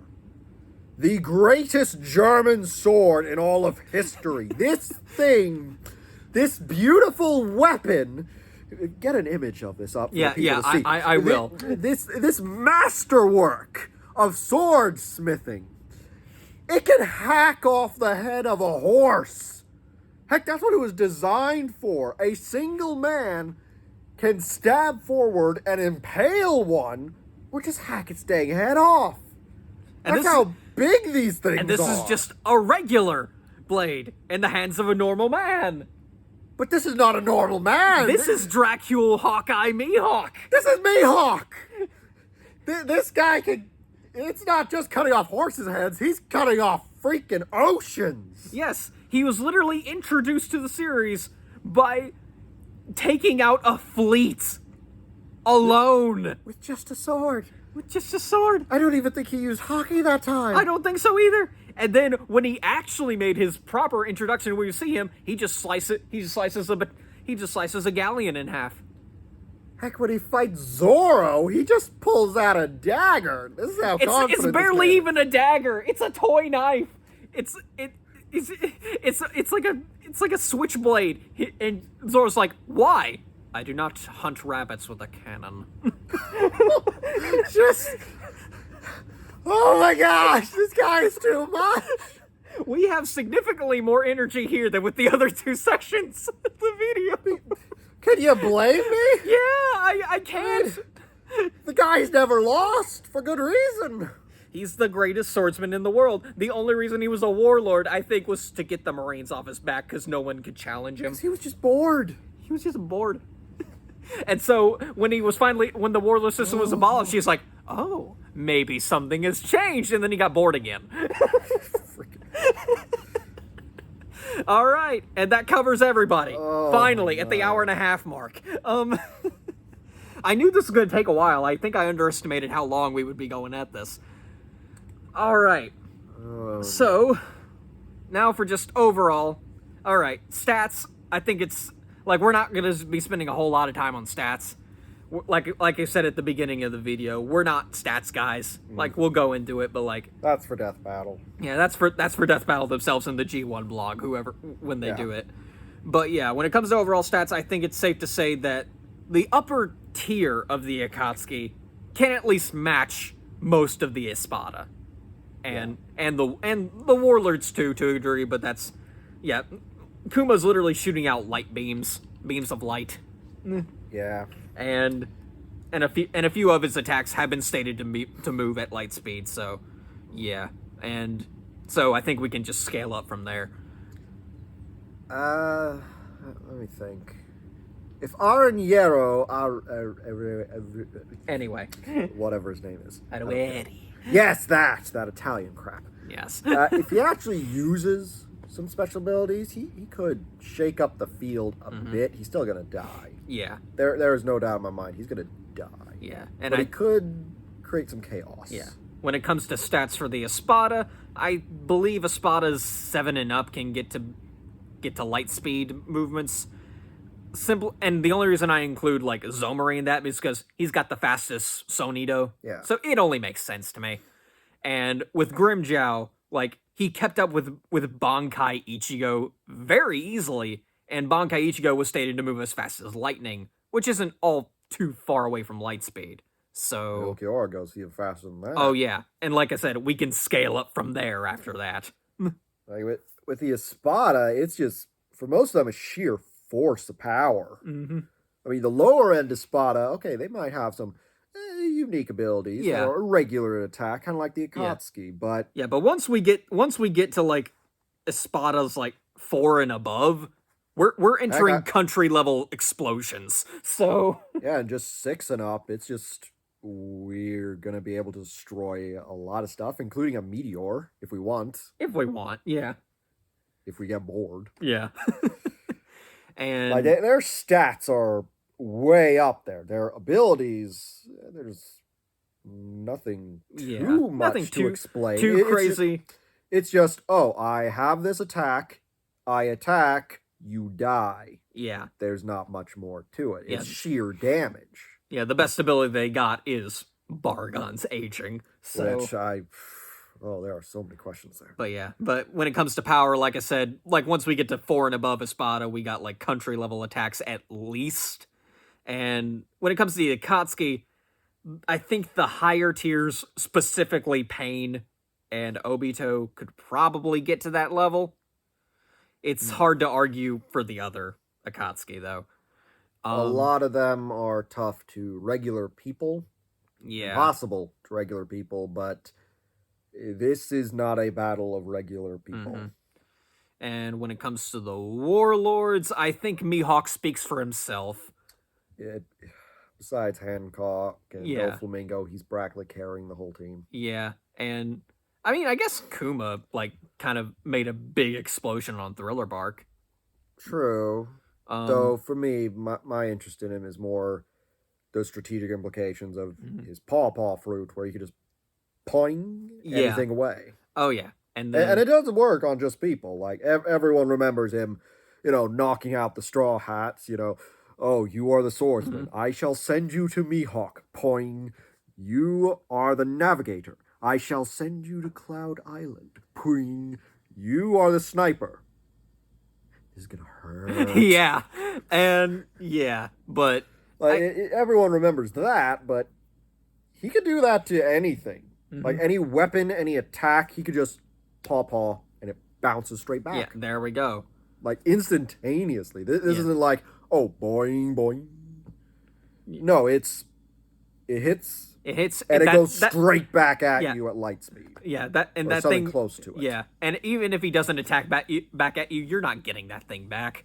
It's coming. It's going to be flying away for 3 days. Pretty much. And Crocodile can at least get to city level because he can make giant sandstorms. But then again, that was in his home territory of Alabasta. So yeah, and even then, how much damage do you actually do to people? yeah, he failed to kill the one guy. There's one crackhead, this stretching crackhead, who he doesn't know what this crackhead is doing, why he's here. He just ruins everything for him. Yeah. And then Doflamingo, you know, he's going about his day. Oh, he's winning everything. Then he sees his old friend Law, and he's like, oh ho ho, what you gonna do now? Law brought a crackhead. A what now? A crackhead? What's a crackhead? Rhino Schneider. What? And then he looks over the city. The crackhead's been here for only a single day. Why is everything I've built ruined? Yeah. What are you doing here, crackhead? Why are you here? Come on.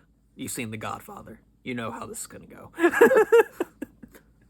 Okay. Like crackhead, try to tell Law. You've seen The Godfather, haven't you? Yeah, of course. Oh, the greatest movies thank of all time. you. Thank you. See, even the crackhead knows that. Yeah, I guess the dialogue is good. Can I get some first aid, please? Maybe a Band-Aid. We're quoting too much. Yeah, we're quoting too Back much to now. stats, Okay, back to stats. I think we're pretty much done with stats now. Like, it's clear the Espada have a very big advantage, but Yeah, even the lowest of them can deal damage. That's their whole thing. Mm-hmm. The Akatsuki, most of them are all about, you know, irregular fighting styles. You know, they can catch you in on something and, oh, they have a special trick, and it's going to be kind of hard to get out of. right. But they don't do sheer damage like everyone else does. in a battle of stats versus hacks, usually the stats, you know, speak for Usually. Yeah, it's usually the stats are over. If the hacks get enough time, then maybe. Right. But in battle royales, you don't get a lot of time. And now for something that you don't really like when it comes to versus debating, when it comes to, with Bleach characters in particular. I think it's conceited. Yeah. But, like, Bleach characters are known for, like, just being invisible to normal people. They're ghosts. Yeah, they're ghosts. But I don't think it matters, thankfully. We don't have to go in further into depth, because I do believe Haki, at the very least, is similar enough to spiritual energy, and I think chakra is pretty much almost exactly spiritual energy. Well, sort of. Yeah. Half of it is spiritual energy. Yeah, the other half is physical, but I think they're similar enough that, look, even if you have a somewhat higher than average level of spirit energy, you can see, like, you know, spirits, ghosts, and stuff like that. Even Tatsuki, who had very little spiritual energy, was able to make out outlines, and by the time like Okura and Yami showed up, she could see them. So yeah, like, I think it's safe to say pretty much everyone here can see the Espada, so they don't have an advantage in that regard. Like, even Kigo could see them. Oh yeah, Keigo, yeah. When he freaking Yeah. tried to strangle Kyork. Yeah, he literally... Like, the balls on that man. I know. I admire Keigo for that. Like, I don't care if he's just a human. No, this guy threatened the head of the Soul Society. And that was after he stood up to Aizen, the big bad. And not just Aizen, but Aizen in a released form. Yes, Aizen with the wings. Yeah, he stood up to that guy and dared him to come after him. Yeah. I can't help but admire Keigo for that. Man, what a guy. Yeah. So yeah, seeing the Espada, not going to be a big deal. So we won't go any further. Better not be. Yeah. I think the only one who would probably have trouble is Crocodile, but then again, I don't care. Yeah. Moving on. Anyway, teamwork. Oh boy. The Espada have zero teamwork. I think we've established this. The only Yeah. reason they hang together as a group is because Aizen is there. Stark would be happy, but he doesn't actually put in the effort. Yeah. I mean, I guess Baragon took control for a bit, but even then, it was only Stark. Stark didn't want to be leader, and Haribel was still number 3. So yeah. and the rest Haribel of the gave a harsh talking to Stark afterwards, I'm sure. I'm sure. Anyway, but yeah. When as for the Akatsuki, oh yeah, like they work in pairs. Like as a group, they're probably not great at teamwork, but when it comes to pair, like there's a reason like they're paired together. Now, granted, half these pairs hate each other. Yes.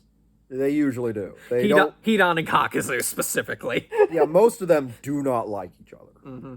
But they work together. Yeah, they can work together, though. So that does mean they could hold their own in a grand deathmatch team fight. Oh, yeah. Because despite not having all the power like the Espadas do, they can watch each other's backs. Mm-hmm. Which, this is something that even happened in Bleach with the, what was it, the Mod Soul arc? Oh, yeah. Yeah, in the very last fight, you have all these Mod Soul captains who are fighting the actual captains, and one thing they'll note, the Mod Souls don't know how to work as a team. They don't know that. That's why none of them can just charge against the other captains, because, well, the captains can team up. Yeah. And then gang up on them, and it doesn't matter if, I'm stronger than my clone. Your clone plus the other guys. Yeah, the Mod Soul is going to lose. Mm-hmm. So, yeah, with enough teamwork, they can actually shift the battle. Yeah, they may be assuming they don't get gang rushed and ripped apart. Right, yeah. The Akatsuki may have the lowest stats, but when it comes to teamwork, it's pretty top tier, honestly. Yeah. Though it does kind of feel weird to me that aside from Pain and Konan, the most healthy pairing we have in the Akatsuki is Itachi and Kisame. They're great friends. They are great friends. Well, Itachi will deny it, but Kisame's like, this is my best friend Itachi. Get your hands off me. No. No, buddy. This guy. Anyway, then there's the Warlords. All right. Yeah, then there's the Warlords. They're not really team players. They teamed up like even then only a handful of them teamed up, and it wasn't even really a team up. It's more like they showed up on the same battlefield. Yeah, it was just Marine Ford was crazy. Yeah, Marine Ford was nuts. I can see some of them working together well enough.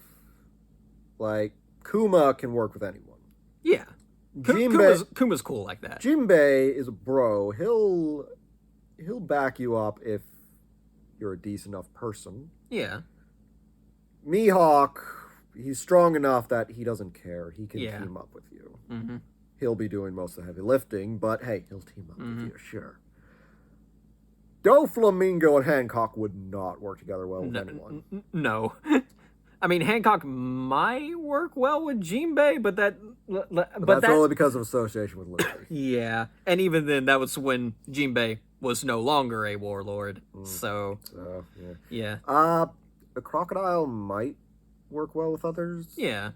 Though he'd be the anchor of the relationship, to be sure. Yeah. Moria. He'd probably have no choice but to try to work with someone else. It pains me to say it really does pain me. All will know pain. Yeah. Freaking hell. But yeah. Okay, that's pretty much the teamwork. We got Akatsuki at number 1. Warlords are probably at number 2. And the Espada just have none. Yeah. But so it's kind of an inverse of sheer power ratings. Oh yeah. One thing I thought was was cool to bring up is Zetsu just ghosting everybody. Like he could just disappear into the ground, no one's gonna be able to sense him. Like he doesn't have the power to like back up like his impressive stealth, but like yeah, but this isn't Hunger Games. You don't win just because the other party's starved. Right, yeah.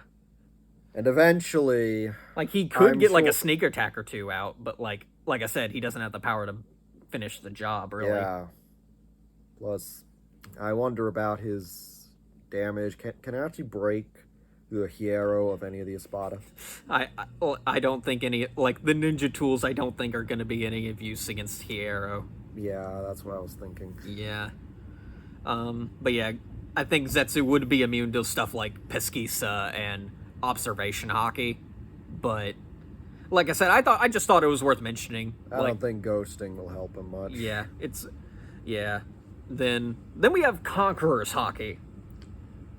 And how is that going to work on the other members of like Espada and Akatsuki? Well, I think it's safe to say with the Espada tier system that probably Iron Yarrow would be knocked out by it. Oh yeah, probably. Zomari might. Mm-hmm. I have no proof of that though.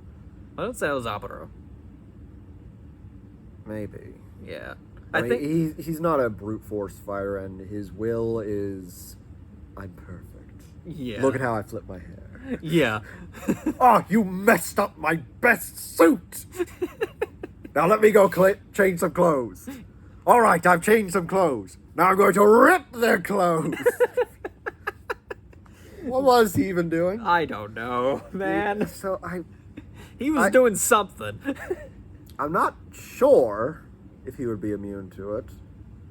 Probably. I mean, he and Zomari is where it kind of gets kind of iffy. Yeah. Iron Yarrow would definitely be affected. Yami is... Is he in rage mode? Most likely. Then yeah, he's immune. Yeah. If not in rage mode, he's done. I think Grimmjow might be, like, affected for a second, but, like, his whole attitude is, I'm the king. Yeah. I mean, I think it'd be like a lesser effective Aizen saying, sit down. Yeah. But other than that, mostly Espada are going to be immune to it. Mm-hmm. The interesting part is when it gets to Akatsuki. Yeah. Because at the end of the day, these are still just people. Mm-hmm. Skilled people, but people. Yeah. I think some of the higher tier Akatsuki, like Pain and... Well, I think Pain might actually... Like, the 6 paths of Pain might be immune. Simply because they're not actual people. Oh, definitely. They're corpses being puppeteered by Nagato. Would Nagato be affected? Like, if he was directly on the battlefield? Probably. Well, he kind of have to be on the battlefield. Yeah. Because he is the Akatsuki member. Yeah.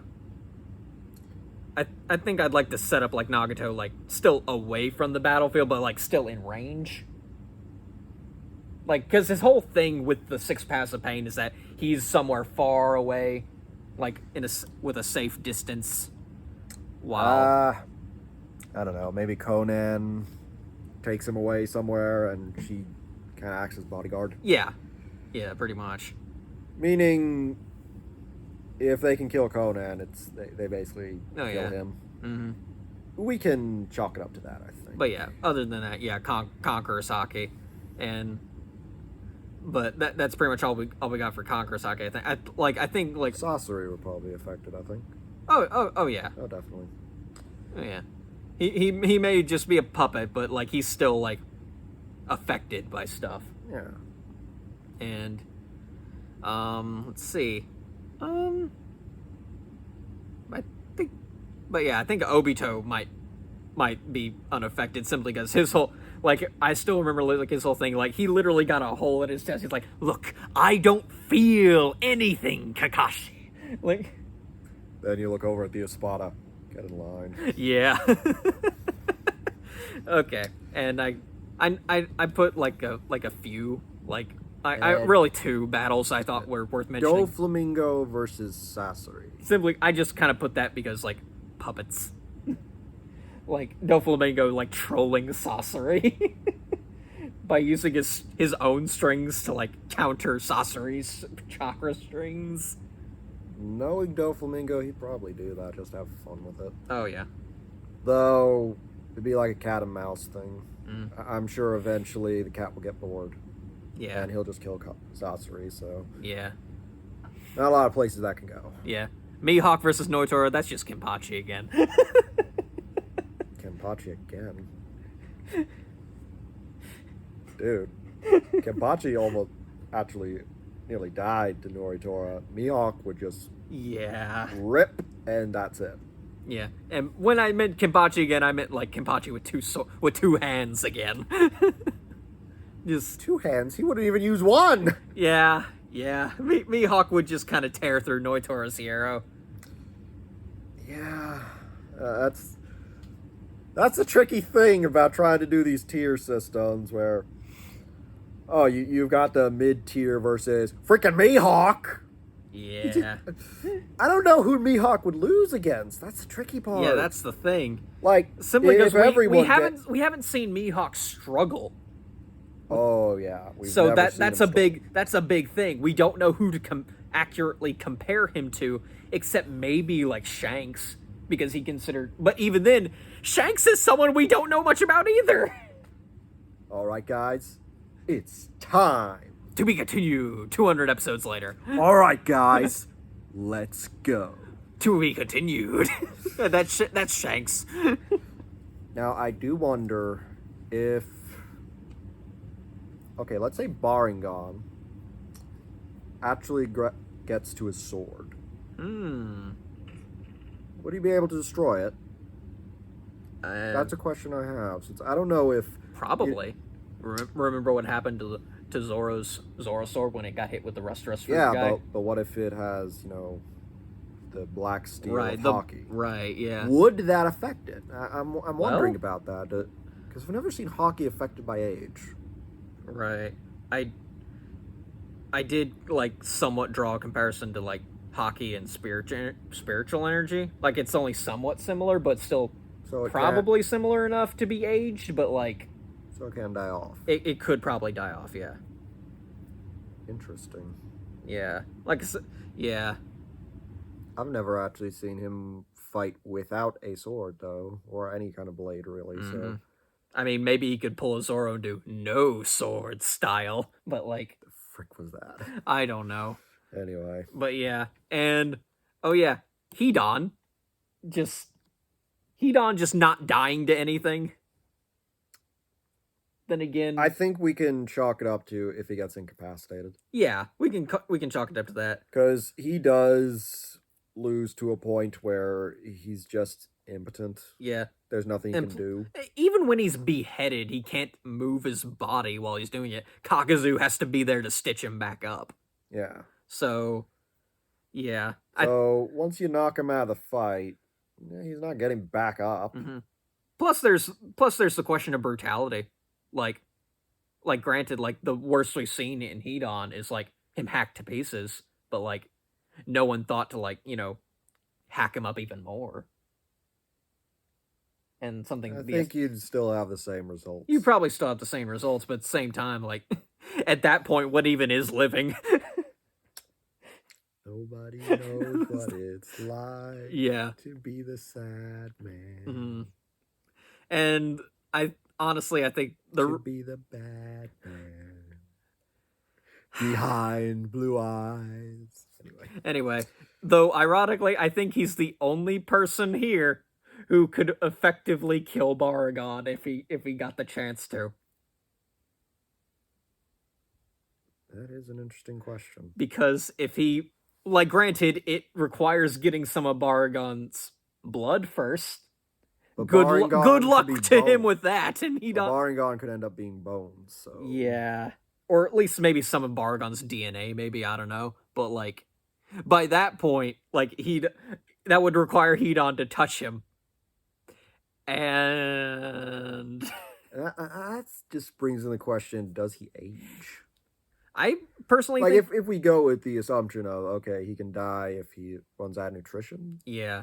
I mean, I assume age is probably a factor at that point, but at the same time, like, it's really weird with Hidan.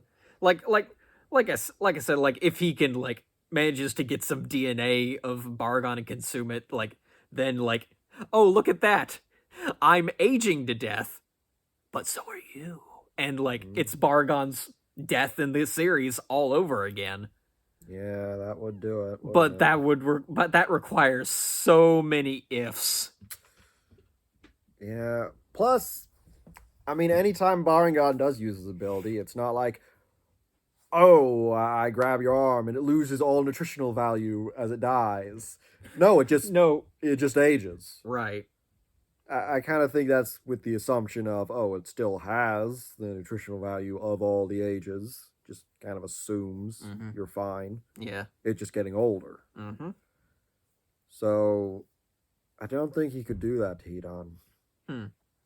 But there's just so much stuff about Hedon's immortality that we just don't know because Kishimoto didn't feel like going in further in depth with it. Of course not.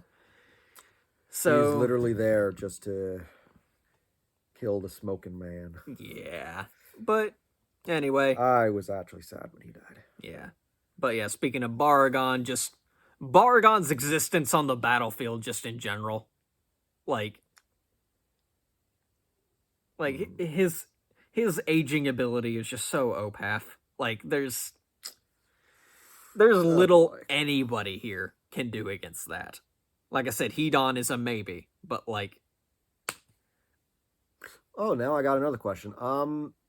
What if Kuma uses pawpaw fruit and reflected it back to him? I didn't even consider that. Would the pawpaw fruit disintegrate, or would it bounce back on him and disintegrate him?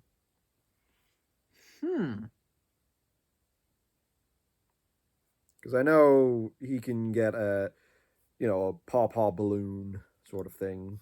Well, so he doesn't actually have to touch Baringan. Just get Baringan to touch it. I think considering that the pawpaw fruit, like the powers that it uses, eventually do like run out. Like he hits someone and they go flying for 3 days, but apparently I guess 3 days is like the limit. So that means it ends at some point. And so yeah, but it bounces back literally anything. So yeah, that's the thing. Could it still bounce back to him before it dies? That is all of a sudden we got a very interesting conversation here. Oh boy. Oh. Freaking hell. Man, we're might have to deliberate this further elsewhere. Yeah, we'll have to deliberate this further elsewhere. We're 2 hours in. Jesus.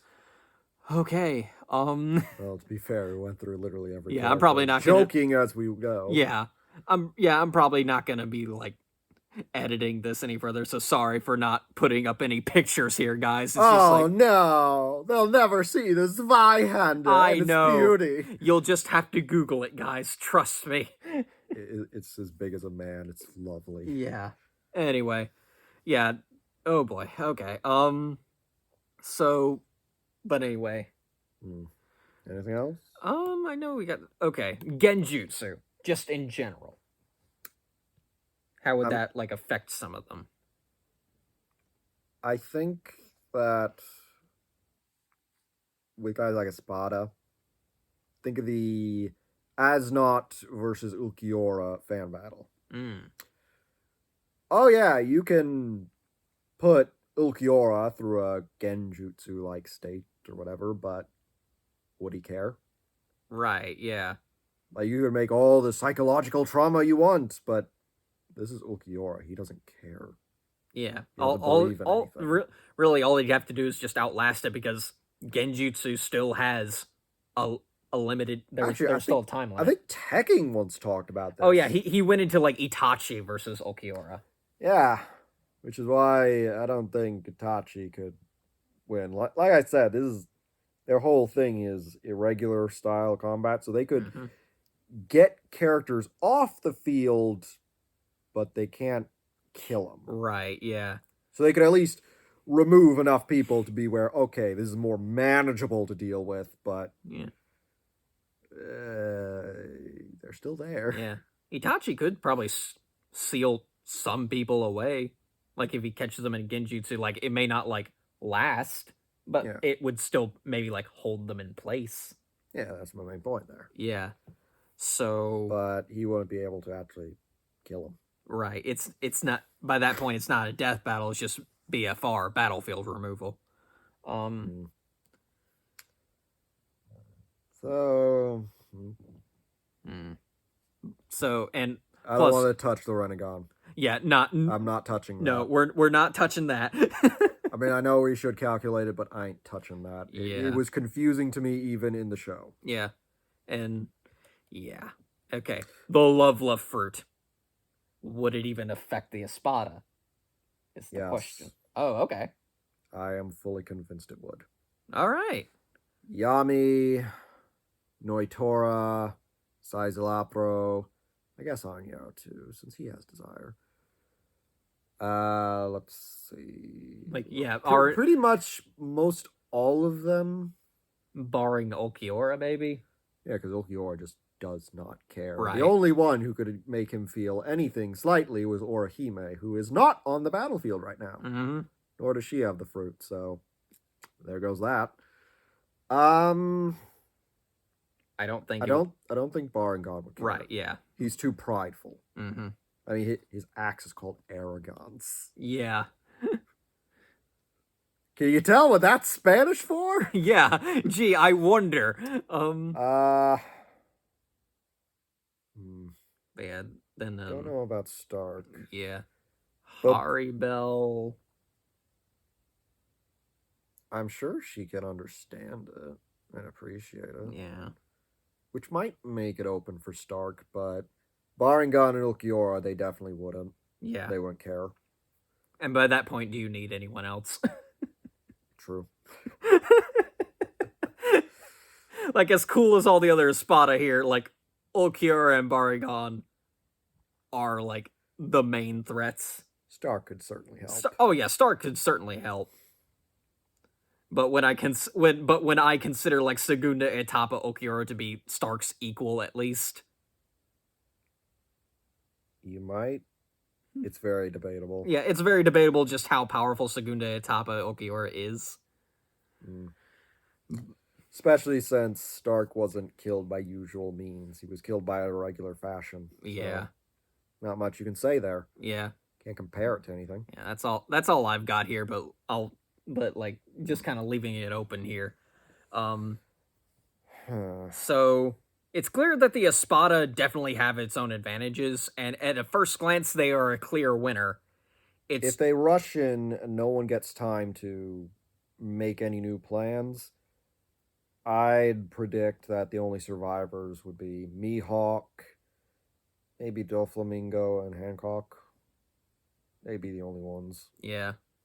I don't see any of the Akatsuki getting out of a bum rush by the Espada. Except maybe Obito. Maybe. Because Obito could just retreat to the Kamui dimension for a time and then come right back. But then again, I think that's literally the same thing as the Espada just going to Hueco Mundo with Discordair and then coming back. So I don't think I would count that. I mean, the Akatsuki's best chance is removing people from the battlefield and taking them all one by one. But in an all-for-all free fight, it's... their odds aren't good. Yeah. The Akatsuki do not go down without a fight if it's just a completely even fight and there's like no bum rush. But they aren't winning this. As they are the clear underdogs here, and when I came up with like what I would give them, I gave them a lot of benefit of the doubt. And it is a lot closer, but they still aren't winning it. The Warlords is the big one. Right. Even though there's only 7 of them compared to like the 10 Espada and the over 10 Akatsuki, but overall they are very powerful in their own right. Hancock being a very serious threat with the love fruit. And her own sheer power. Oh yeah. And Kuma just being able to just knock people out. Yeah, knock people out. They're gone. Mm-hmm. And he can also pull in like stuff that should not be able to be pulled out of somebody. Like he pulled Luffy's pain out of his body. Freaking hell. There comes a time when devil fruits are just... Wait, what happened with all that pain anyway? Oh, nothing happened. Oh. Yeah, it's weird. Anyway. But I just swore something happened. Yeah. Mihawk just being Mihawk. And like you said before, we've never seen him struggle, so it's kind of hard to estimate where his power level Right, is. yeah. What would actually make him struggle? Yeah. I do think, like, yeah, some of the Espada are definitely going down.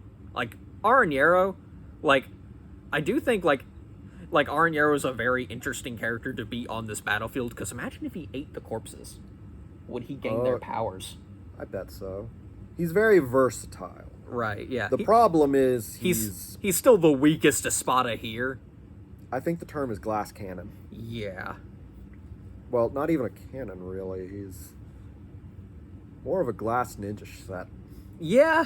He has all these different abilities.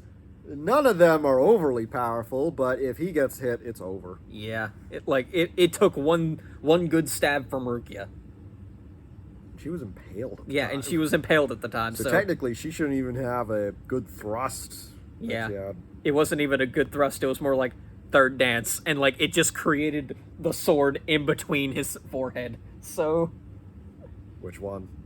yes. But yeah. Aranero is definitely a very interesting guy, but he's probably going to be the first Espada to go. Yeah. Unless they hit Yami quick. Yeah. Before Yami could, build up to be Espada Zero. But yeah, if he starts raging out, it's gonna be tough to take him down. Then, you can definitely dodge him. Yeah. But all that's going to do is make him angrier that he didn't hit you, and he's just going to keep getting stronger and stronger and stronger, and just a lot of build-up. So the longer he's on the battlefield, the worse it's going to get. Yeah. And Zapuro's probably not lasting.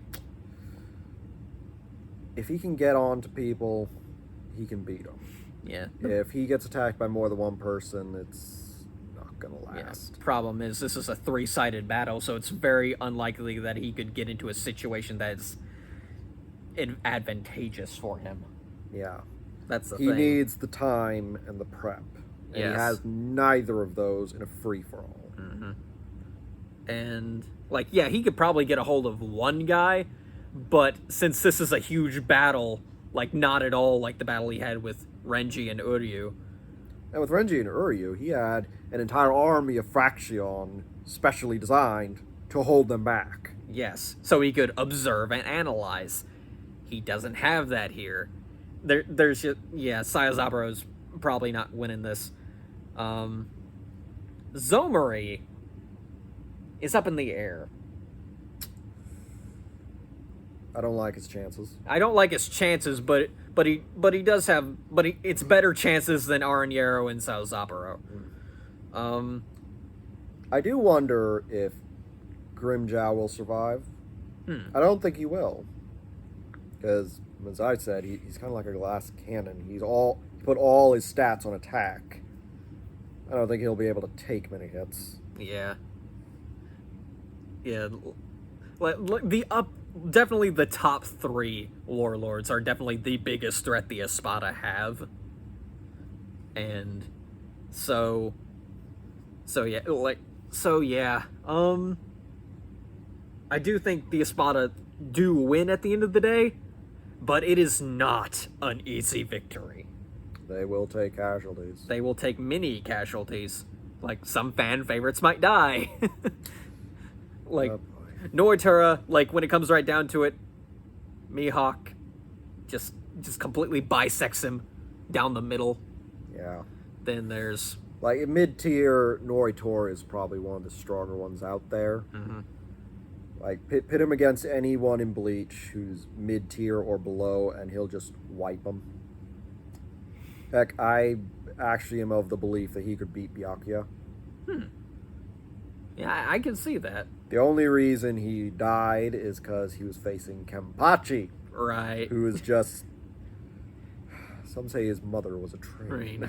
Some say he was a Godzilla monster, too strong for the series canon. But yeah. Bloody hell. Bloody hell, yeah.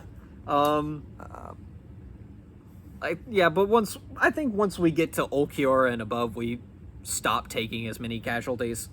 I think the worst the Espada are gonna get, if it's just Ulquiorra and and Baragon, and the only reason it's Ulquiorra is because he's got regen. Oh yeah, he could actually take the loss and then come right back. Yeah. In fact, I wonder if that actually makes him good enough to fight Mihawk. Now, Mihawk would definitely cut him up. Oh, yeah. If he gets one of the vital organs, it's over. Yeah. But if he just gets arms and legs, Ulquiorra can keep coming back. Oh, yeah. Yeah, the big problem here is we just don't know the limits of what Mihawk can do, and all we can do is speculate. Yeah, that makes this very difficult. But yeah, but at the end of the day, I think the Espada do have just enough to get the win here. But it is a hard-fought battle, and at worst, they lose all but 2 members. Well, that's all I can say about it. Yeah, that's all I can say. Either the Warlords definitely still. Yeah, the Warlords put up a great fight. They will. And no doubt and about the Akatsuki can hang in there for a bit, but they aren't winning. They are not. Like, the Warlords have a sad, chance really. here. The Warlords have a chance here because they got Mihawk. I do find it sad because Naruto is always mocked for, oh, this is a ninja show, and they act in the most un-ninja fashion possible. Mm-hmm. You know, kind of like with Hunter x Hunter and the Phantom trope. Yeah. Thieves! Brings down Jupiter on I his know. boat. I still remember when we were watching through the Chimera Antark. Oh, And it was beautiful, his reaction. yeah, the Phantom Troop versus the few Chimera ants that had infested their hideout, and they were pulling off these big moves, and I'm like, are you sure they're thieves here? And then you get to the one with boxing gloves. Yeah, and the holes in his body, and I'm like, and all of a sudden he's using those holes in his movement to like disorient the enemy, and I'm some like, kind of whistle attack. oh, and I'm like, wow, weird how the boxer is the most subtle out of all the Phantom Troop, and then he throws Jupiter Thieves! at the Chimera Antark. These were thieves! Chimera Ant. I'm just like, why? Hunter x yeah. Hunter, it's beautiful. It's on the Dragon Ball level at times. Let's be is, honest. But yeah, anyway. Technically, it's as old as Dragon Ball. So Uh, if Goku is the Kakashi for them, he'd also be the Obito. yeah, I would think. yeah. But yeah. Man. But yeah, Akatsuki ain't winning. They putting up a fight, somewhat of a fight, but they ain't winning. That's for sure. And the Warlords have a chance. They have a good chance. Yeah, a very good chance, especially with their top 3 members. But if they can't get off some really lucky shots, they're not gonna win. The Espada have a great chance. It's just that But they're they going have- to take heavy casualties. Yeah, and they have a chance to lose. They can screw it up. So they better yeah. give their A game on this one. All right, but yeah, that was this was quite a long video. Like Unexpectedly so. Yeah, I know. Like I just know, like, when I'm seeing like all these like why this fight isn't close or why this fight is surprisingly close, I'm just like, wow, that's a long video. What do they even talk about? This. 2 hours and 13 minutes, everybody. I guess we should wrap it up. Yeah, we should definitely wrap it up. I'm hungry. Anyway. Indeed. Yeah. But yeah, I got nothing else to say. You? Nope. All right. Yeah. I think the next time you'll see both of us, will be with Haley, and we will be watching a certain moment from One Piece in Thriller Bark. It'll be fun. But yeah, all right. Anyway, I got nothing else to say, so I'm just going to end the video here. So yeah. Till next time, guys. See ya.